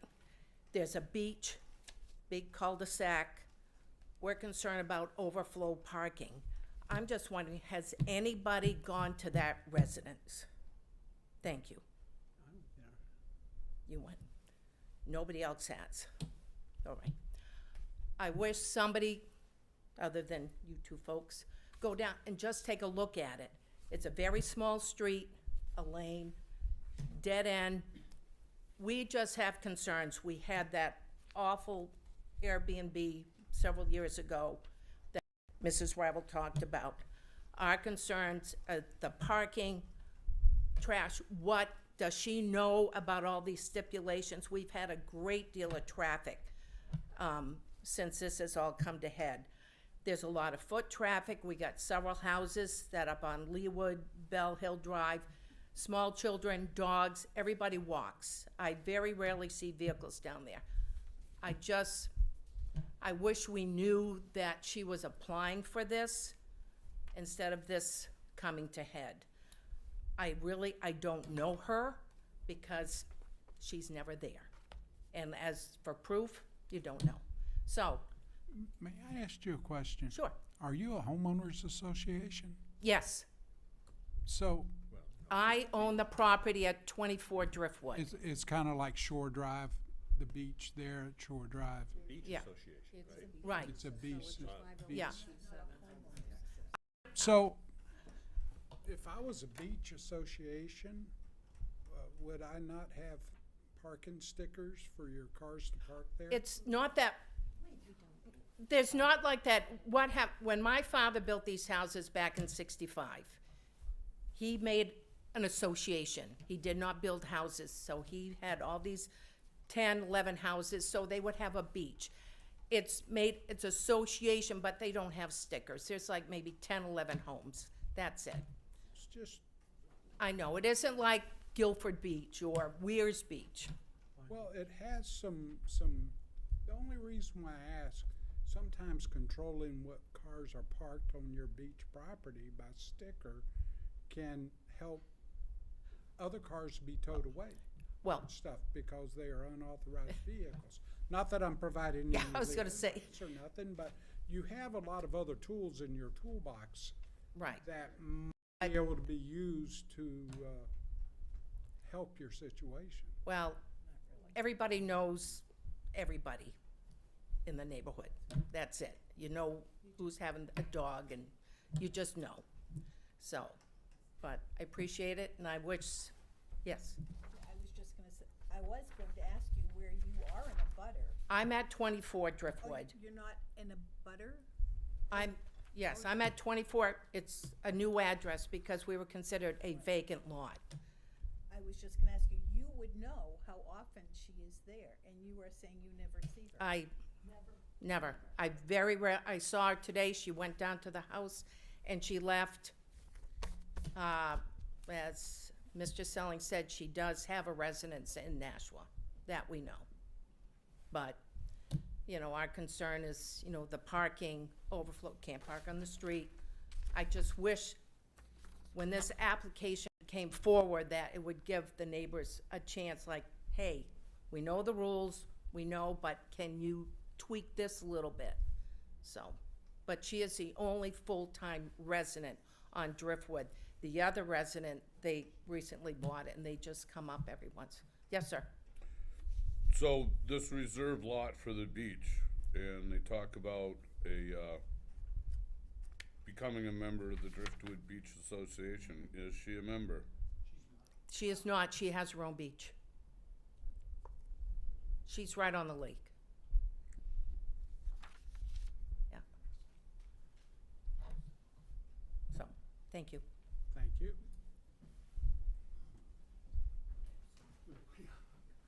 Hi, I'm Scott Davis. I'm actually the current president of Driftwood Beach Association. I can answer some of those questions, but we have 15 household members, part of a beach association. The problem, I think, has our neighbors concerned primarily with the beach is that it directly abuts Judy's property.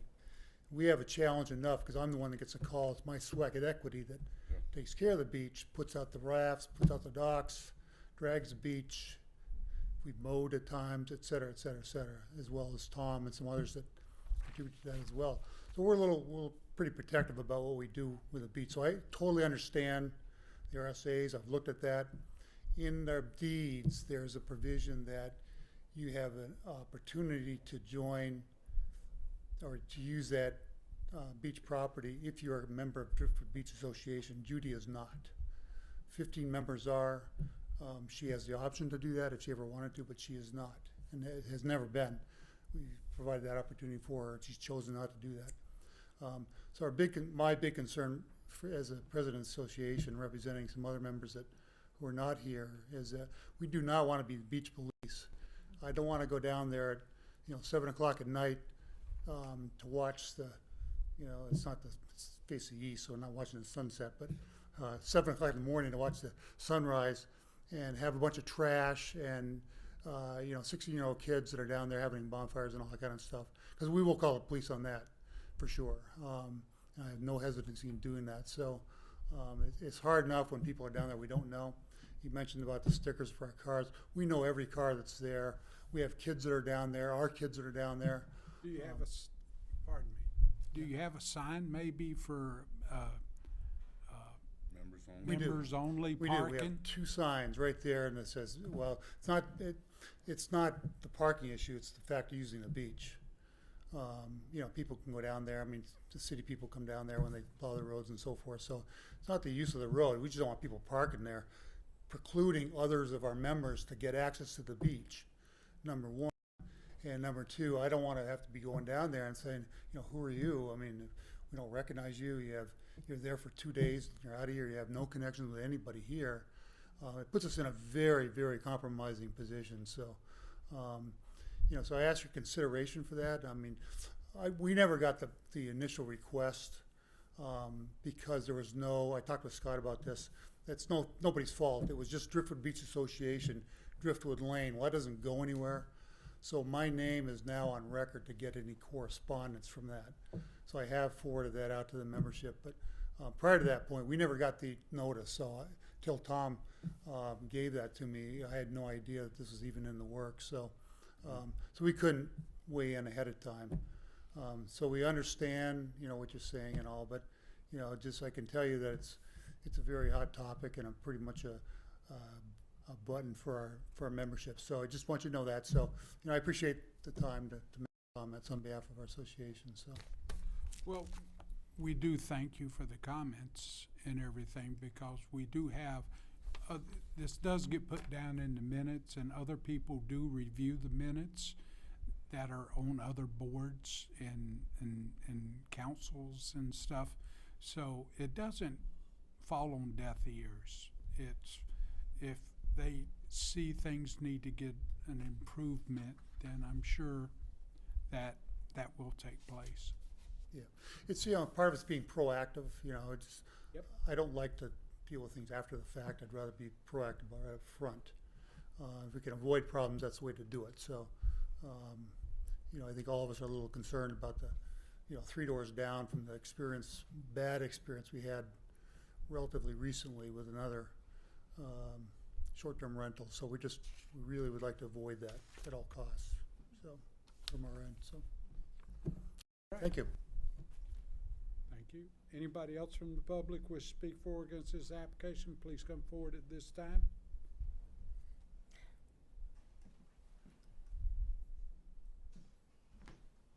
Good evening. Good evening. My name's Bruce Cheney. I live on Pickerel Pond Road, and I am the Ward 1 counselor.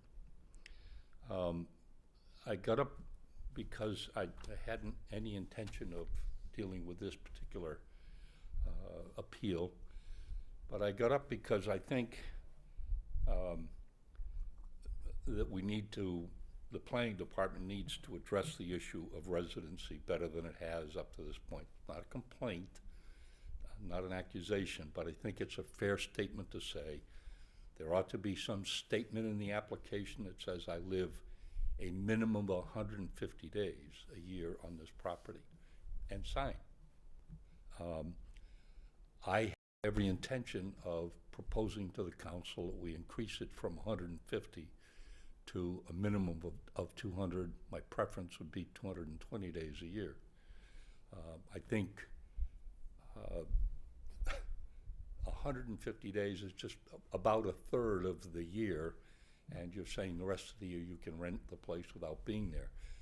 The whole, at least from my perspective, and I think some others on the council, the whole issue is that we want someone there who owns the property to make sure the complaints we've heard about, all of us have heard about at some time or other.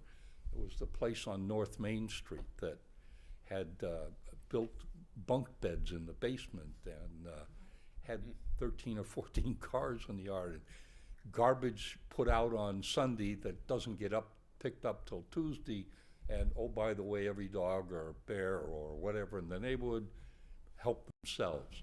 So and I think other council members, want someone to reside there for the majority of the time.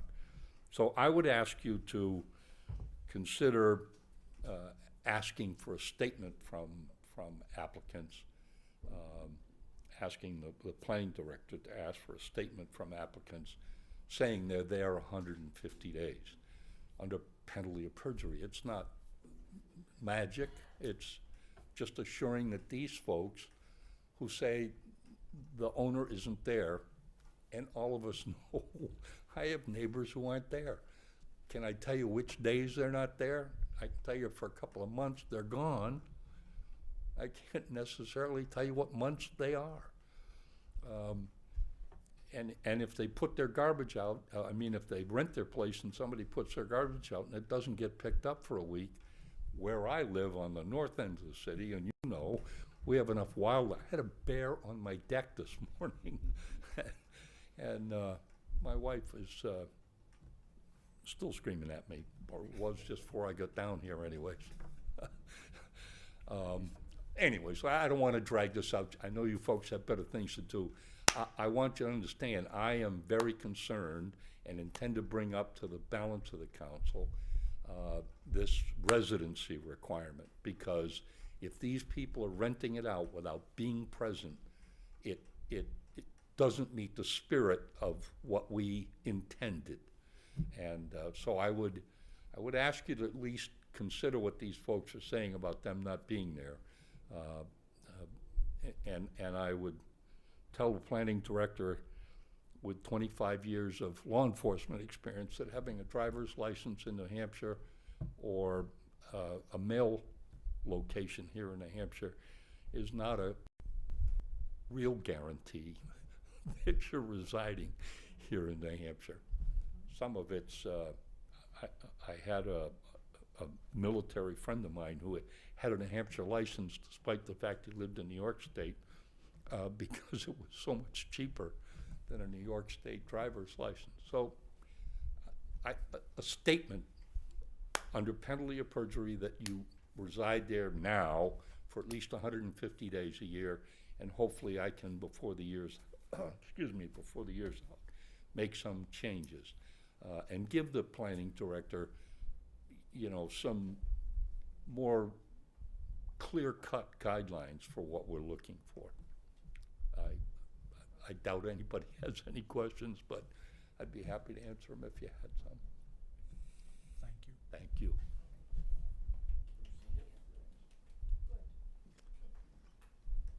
So anybody else from the public wish to speak for or against this application, please come forward at this time.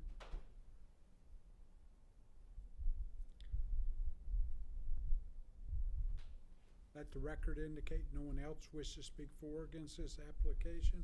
I'll bring it back to the board. Any further questions of the applicant?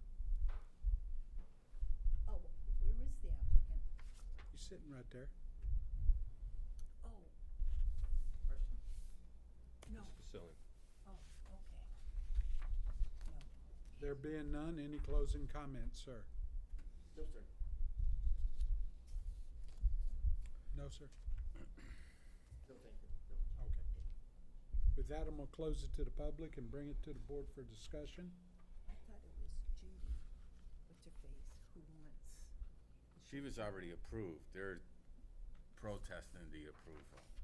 Okay, cause I So thought we that's- were working on granting her the She was short-term. approved. I No. can't remember approving this particular one. We did. No. It was an administrative approval through the Okay. planning because she met the criteria of having an administrative Oh, okay. determination to issue a permit. Well, And we're now here on appeal because the abutter is appealing the decision based on residency and living on the property. In which this case, there was a driver's license, a state-issued driver's license, and With that there address? was- with that address, and their voting registration is set out of that address. but to she me- works in Nashua. But to me, that is showing they own the property, but it does not demonstrate to me that they're residing at the property. Correct. I'm not gonna link the two together. But ordinance doesn't give any other, the current ordinance, the way it's written, doesn't give any other way of doing it, other than you supplying the electric bill is there for that address and their name, For both components, and owner, and a driver's license is valid, and their voter registration there. There's not much more other than you can videotape them 24 hours a day, short of what we can ask in the future, but in the present of what we're looking at, that wasn't available to have an affidavit signed saying they lived there X amount of days.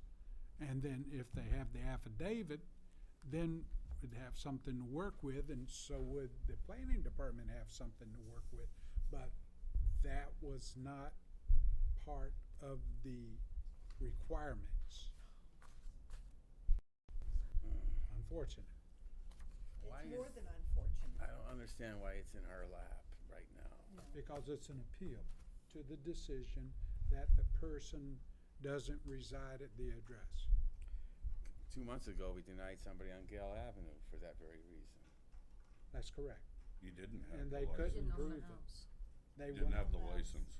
They didn't have the Well, license. regardless. And it wasn't and the deeded co- in his and the name. house was in a company's name. But the reason and was it a whole being, bunch. it wasn't there 150 days a year. Right. This is a can of worms. It is.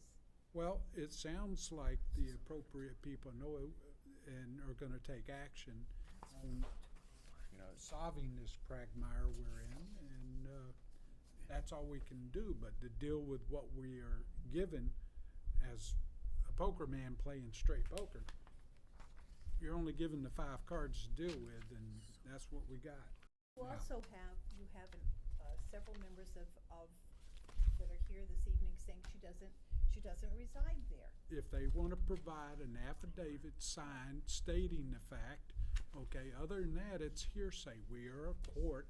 According to that, we have to take the evidence, and the evidence at hand has to be written evidence that is presented to us. So if they put together a statement and they all signed it, here's an And get it affidavit certified. And certify it that she doesn't reside here Then that would 150 give, days a year. then that and- gives and the had planning put it department, here. that gives the planning department something to work with. When does the year Possibly. start? When does the year end? When do you start counting? But we cannot act on hearsay, Let me ask a question. of Dean. because that is not our preview. Didn't you do a site visit at Gale Avenue and determine there was not a resident? We determined, And the house isn't deeded in his name.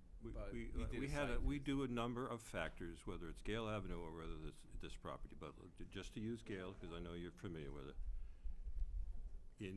It's not just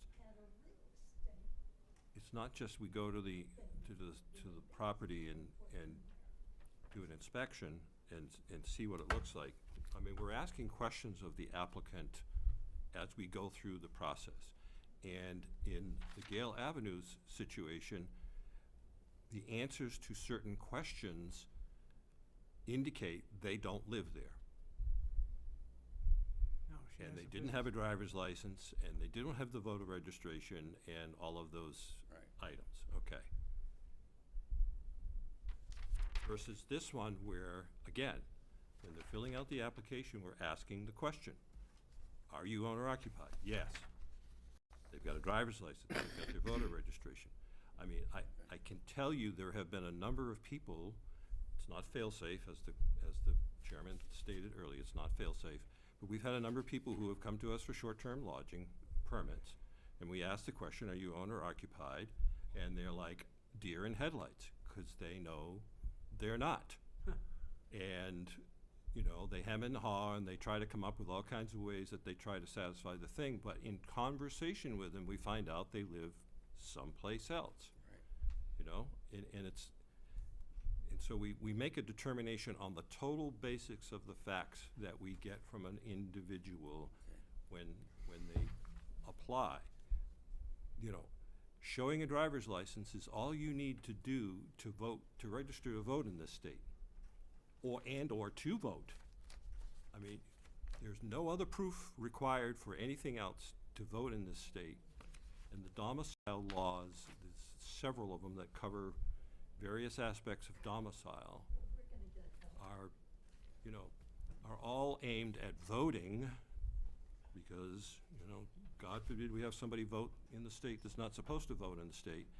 And, you know, that's the definitions that we're stuck with, and they don't necessarily satisfy every situation that we're looking at. And the city councilor is correct. We are looking at revising the ordinance. It has not been revised as of yet. And, I mean, you and me have information tonight that we did not have prior, and whether that's enough to change the decision is certainly to be considered.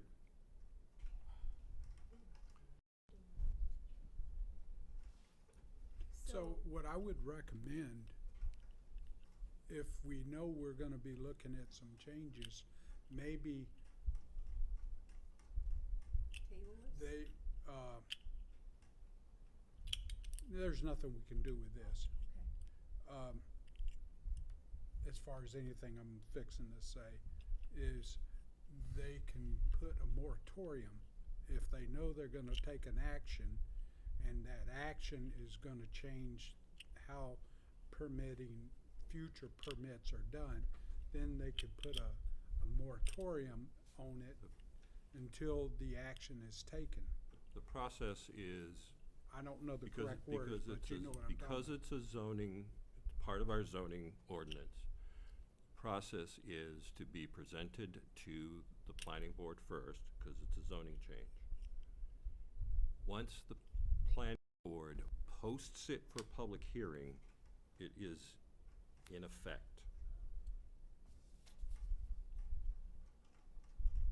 That's not going to happen Anytime soon. probably for until the June meeting at the earliest, just because the language needs to be written, and everybody that's involved in this discussion needs to weigh in on what are we going to include and not include, and then language needs to be written and posted and then presented to the planning board. So that would be that's not a June big at the option. earliest, and could very well be July. I can't control No. the speed of government. All right, so, I have a question of you, I guess, or maybe even you, Mr. Chairman. You know, when I look at what's written here, it just is basically about being owner occupied, check, technically. But what about the sheer fact that our audience here has expressed such difficulties with short-term rentals in their neighborhood before, that isn't there any way that we can somehow deny this because of what they've experienced before? They don't want this. well, what they're appealing is the decision of the planning department issuing a permit Okay. based on the facts of residency there. And so if I had to keep it narrowed to that, then no, we can't. Okay. Because we have no proof that, If you approve's not the right word, but if you approve the appeal, Mm-hmm. in other words, you agree with Mr. Selling that there was a mistake made and it should not have been, shouldn't have had the permit issued because of whatever the reason being that you agree with him, then we gotta go back and revisit the whole situation. If you deny the appeal, then you're upholding my decision, and you're right. Right. There's not a whole lot you can do there. I mean, and those are your, it's a binary choice, those are the two choices. Okay. yep, All right. Question. yes, sir. On the application for appeal, on the second page, there are certain criteria that were supposed to be met before we can make any kind of change. Have those criteria been met? Start with.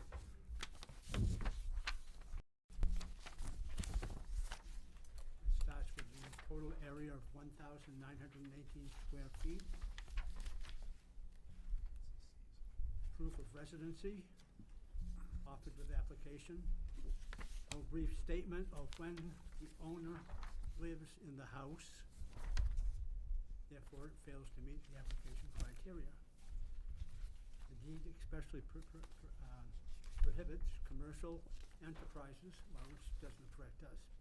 But have those other criteria been met?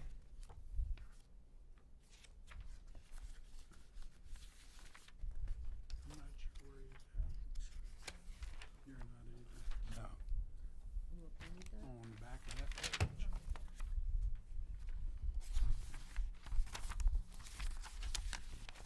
I don't understand.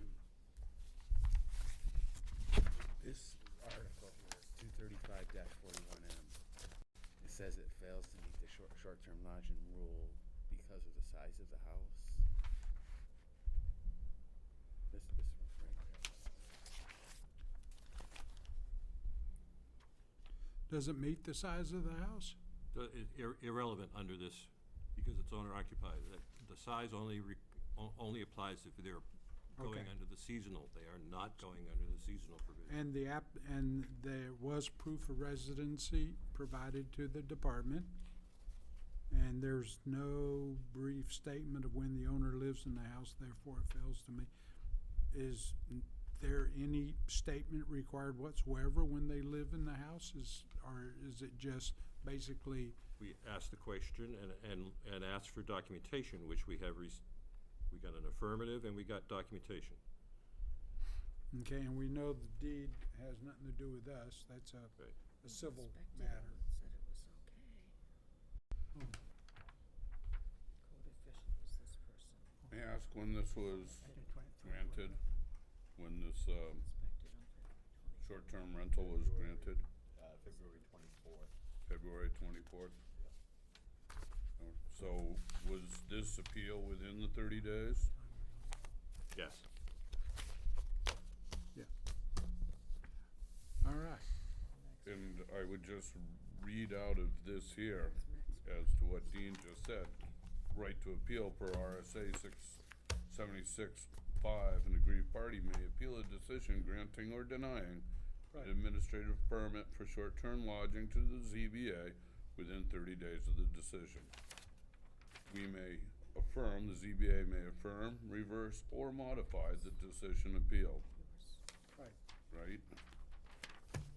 So to be aggrieved, one must have an interest that has been injuriously affected, which, I mean, we have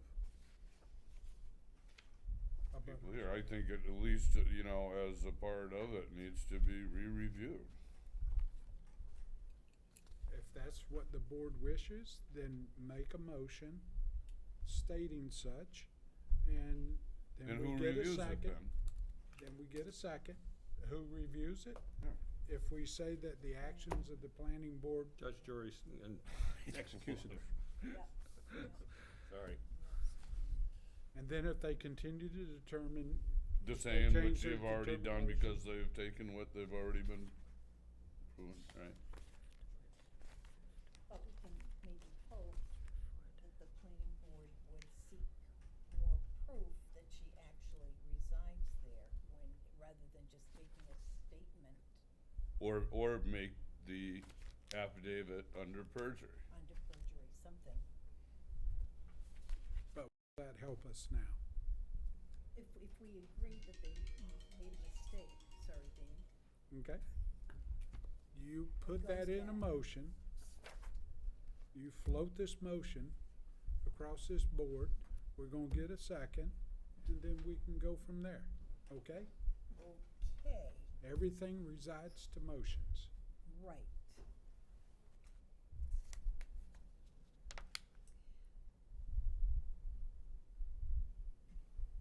So, let's see, I'm trying to think how I would phrase this. That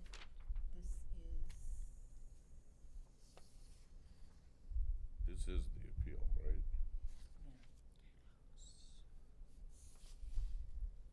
that Appeal ZO 20230012, to appeal the decision by the planning board to allow for a short-term rental at 34 Driftwood Drive be upheld on the grounds that You're the taking. the planning board did not receive sufficient information to grant approval of the short-term lodging. Permit for the short Permit term, for the short-term lodging, and therefore should reassess it. therefore should reassess. We have a motion. Do we have a second? I'll second it. We have a second. Discussion of the motion. Yeah, we need to discuss it. Okay. All right, discuss it. I am for short-term rentals when it's done responsibly.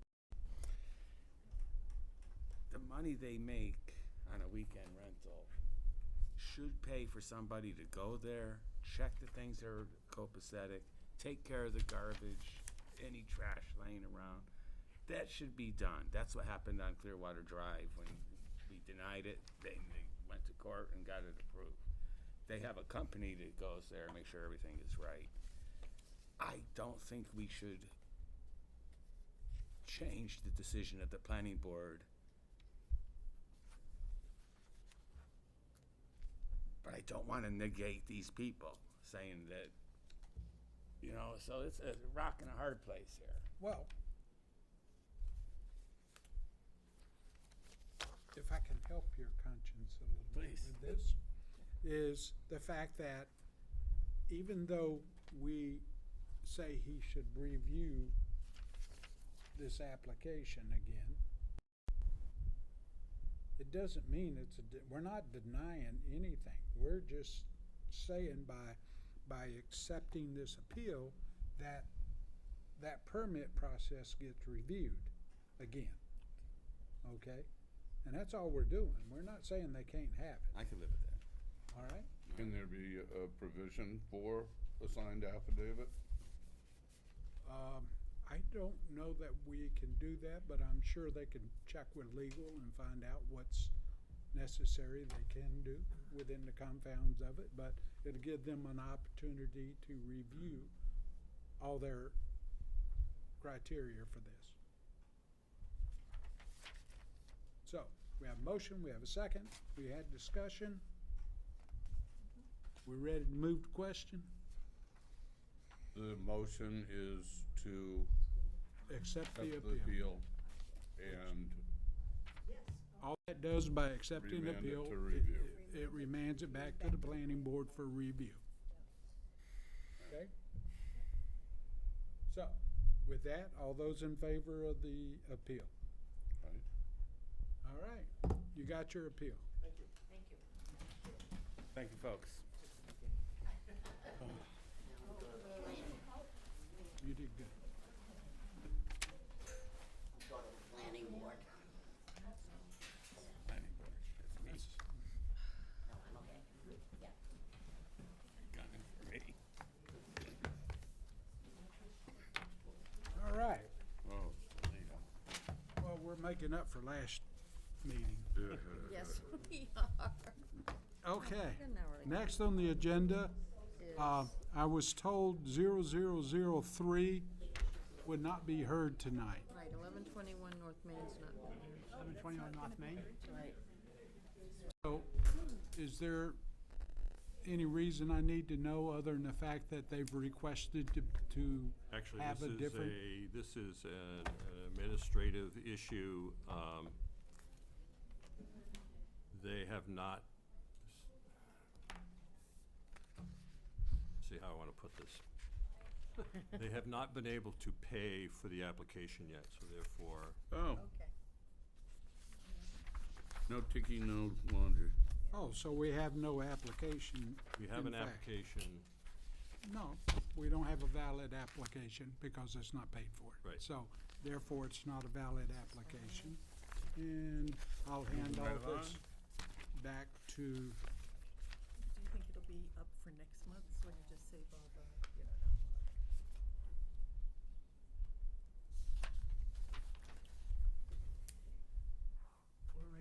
All right, next on the agenda, if I can find it in here. It's Gatehouse Community. 485 Endicott. Gatehouse. That little place giving us so much trouble. Yeah, Gatehouse? They've always got here. Gatehouse.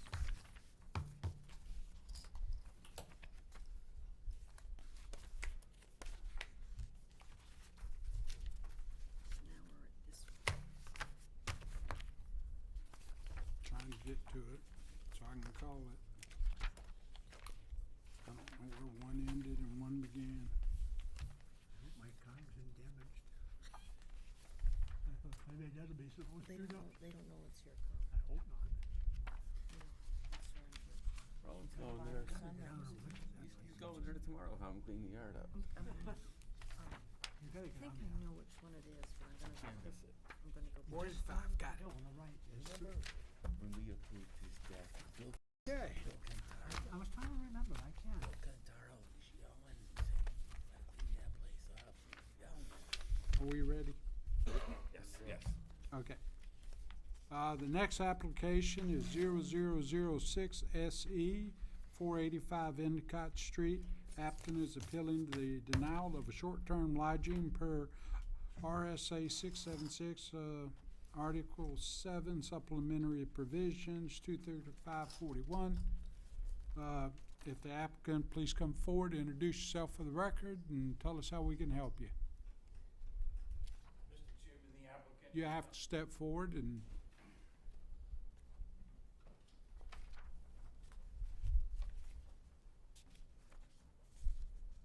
Board and Mr. Chairman, my name is Kevin Field. I'm on the Board of Directors at Gatehouse Colony. Just trying to tell you guys that the applicant is not present. Okay, thank you. So, with the applicant not here,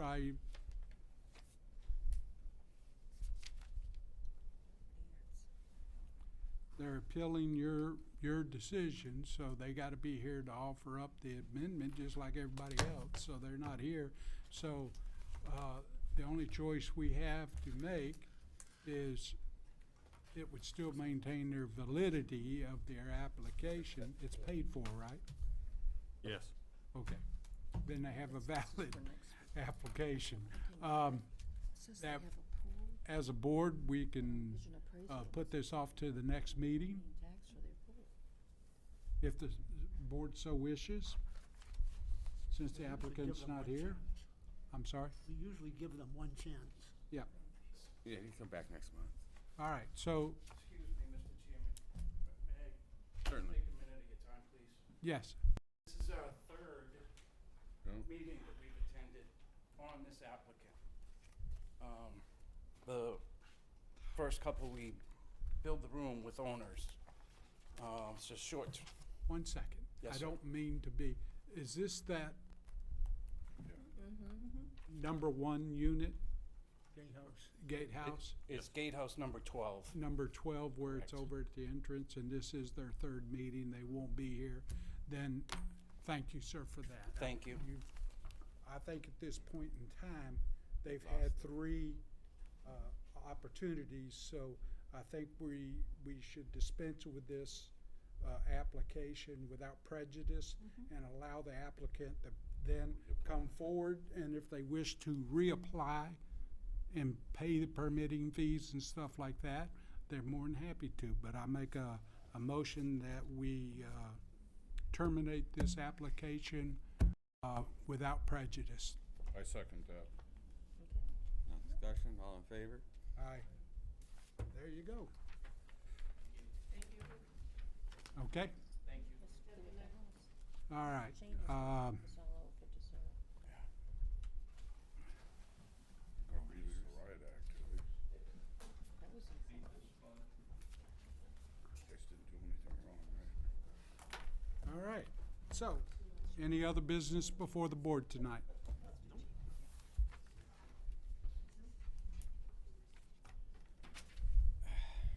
We need to There? discuss short-term some more.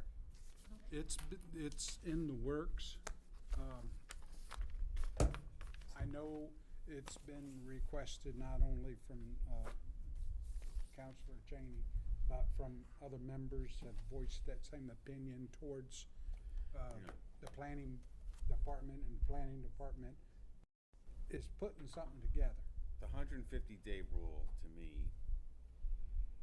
when it's to the city's benefit on Holman Street, they don't have a 150-day rule. There's nobody that owns that house. It's a corporation owns that house. You know, so, and it's really not a problem. I drive by it all the time. I look, sometimes I see 6, 7 cars there, but usually It hasn't been. you know, so that whole 150-day rule, to me, is bogus. That's what it is. Well, I think part of the changes that have been discussed is moving that northward Yeah. and maybe adding in some strength with it with an affidavit or Well, the thing something. is, if, say this lady has a condo in Nashua, the 150-day rule, if she's renting a house out, she's not there. She's in Nashua anyhow. You still have to make sure your house is being rented responsibly. That's all. Yes. But she doesn't. But that's only if it's non-owner occupied. If it's non-owner occupied, she has to achieve the 150 days. If it's owner occupied. But then see, that whole stipulation to me is, I know you don't. you know, He doesn't. it's hard to prove. How do you prove it? You know, we're denying people because we say, well, you're not really there 150 days. Then he wants to change it to 220. It's, I like the idea of using a, Hey, I'm 365, that makes a difference. but the thing is, if you're renting your house to somebody, you're not there anyhow. You know, you're going away for the weekend. No, I know one that is, she lives there. you Well, know. it's like an accessory dwelling unit then. It's a big house, and her parents are gone. Okay. And she lives there. She could go away on a weekend, she could rent by that, but she's there. But yeah, but you know what I mean. You're not there when the people are there. And she is. You I know know, this one. and you know that it's the whole the planning board. We came up with a whole thing for short-term rental, and the city council threw it away and made their own rules. Uh-oh. They can hear you. When you have, Welcome to the discussion world of about politics. short-term rentals, Because they wanted that house on Holman Street. able to participate in that discussion. Well, eventually it will But he's Or okay. is go, that the one where the actors and I mean, eventually okay it'll go to a now. public hearing. I mean, Okay. He is. He's happy with the way the decision but went. it's That's according to Scott. it's the city council right now Scott that said is Gail on that driving the is okay. the changes. And, For now. you know, for now. To get And- shows up with his Uzi. I guess I would just like But to. it has to go, I mean, the process is, because it's a zoning Doesn't change, know where we the live, first does stop he? is planning, board. Planning You know, when we board, actually have language, the first stop is planning board. That the people who have been affected, I'm sure, have lots of suggestions on how they would like to see things change. Not only from the application, but also to the punishment end of things, to the oversight. And you're right, and maybe it's gonna come up when you have your public hearing, that they will give forth those ideas. But I just hate to see it get so far down the road before you get to a public hearing, before you get that input from people, because Lord knows we've had enough complaints I mean, or concerns. right, so in the two zones of the city where we allow it, period, you Yeah. still gotta have a permit. Right. Which we allow it permit, period. We still have some of the neighbors, when they get informed that a permit has been issued, because we still send to the abutters, just like we did with this case, that they don't wanna have short-term rentals in their neighborhood. Yep. It's not, that's a personal belief, it's their personal value, and I respect that, but it's not what the ordinance says. Yeah. So when we get into other zones, Yep. you know, it's just like to some degree, it's just like the ADU unit. Yep. We have an ordinance, you do this, this, or this, you get a special exceptions. not every neighbor is gonna agree with that. There's not really, you know, you can't deny it because a neighbor doesn't wanna have it next door to him. No, I understand that piece. So the same thing happens with short-term Yep. lodging. Under the present ordinance, we have said, if you're owner occupied, you can do it. As long as you meet the criteria of being there 150 days. Now, you know, there's enforcement issues there. You know, Scott and I are living that every day, so we understand that completely, you know. But, you know, people are, Sam would never. to their detriment sometimes, amazingly candid about their situation. We ask the question, where do you live? Are you owner occupied? Most of the time, they tell the truth. And the answer is, they're not. So therefore, we say, you don't qualify for owner occupied. I mean, one of the appeals that you may have heard tonight, but you didn't, was we said, you don't qualify as owner occupied, and they're appealing that.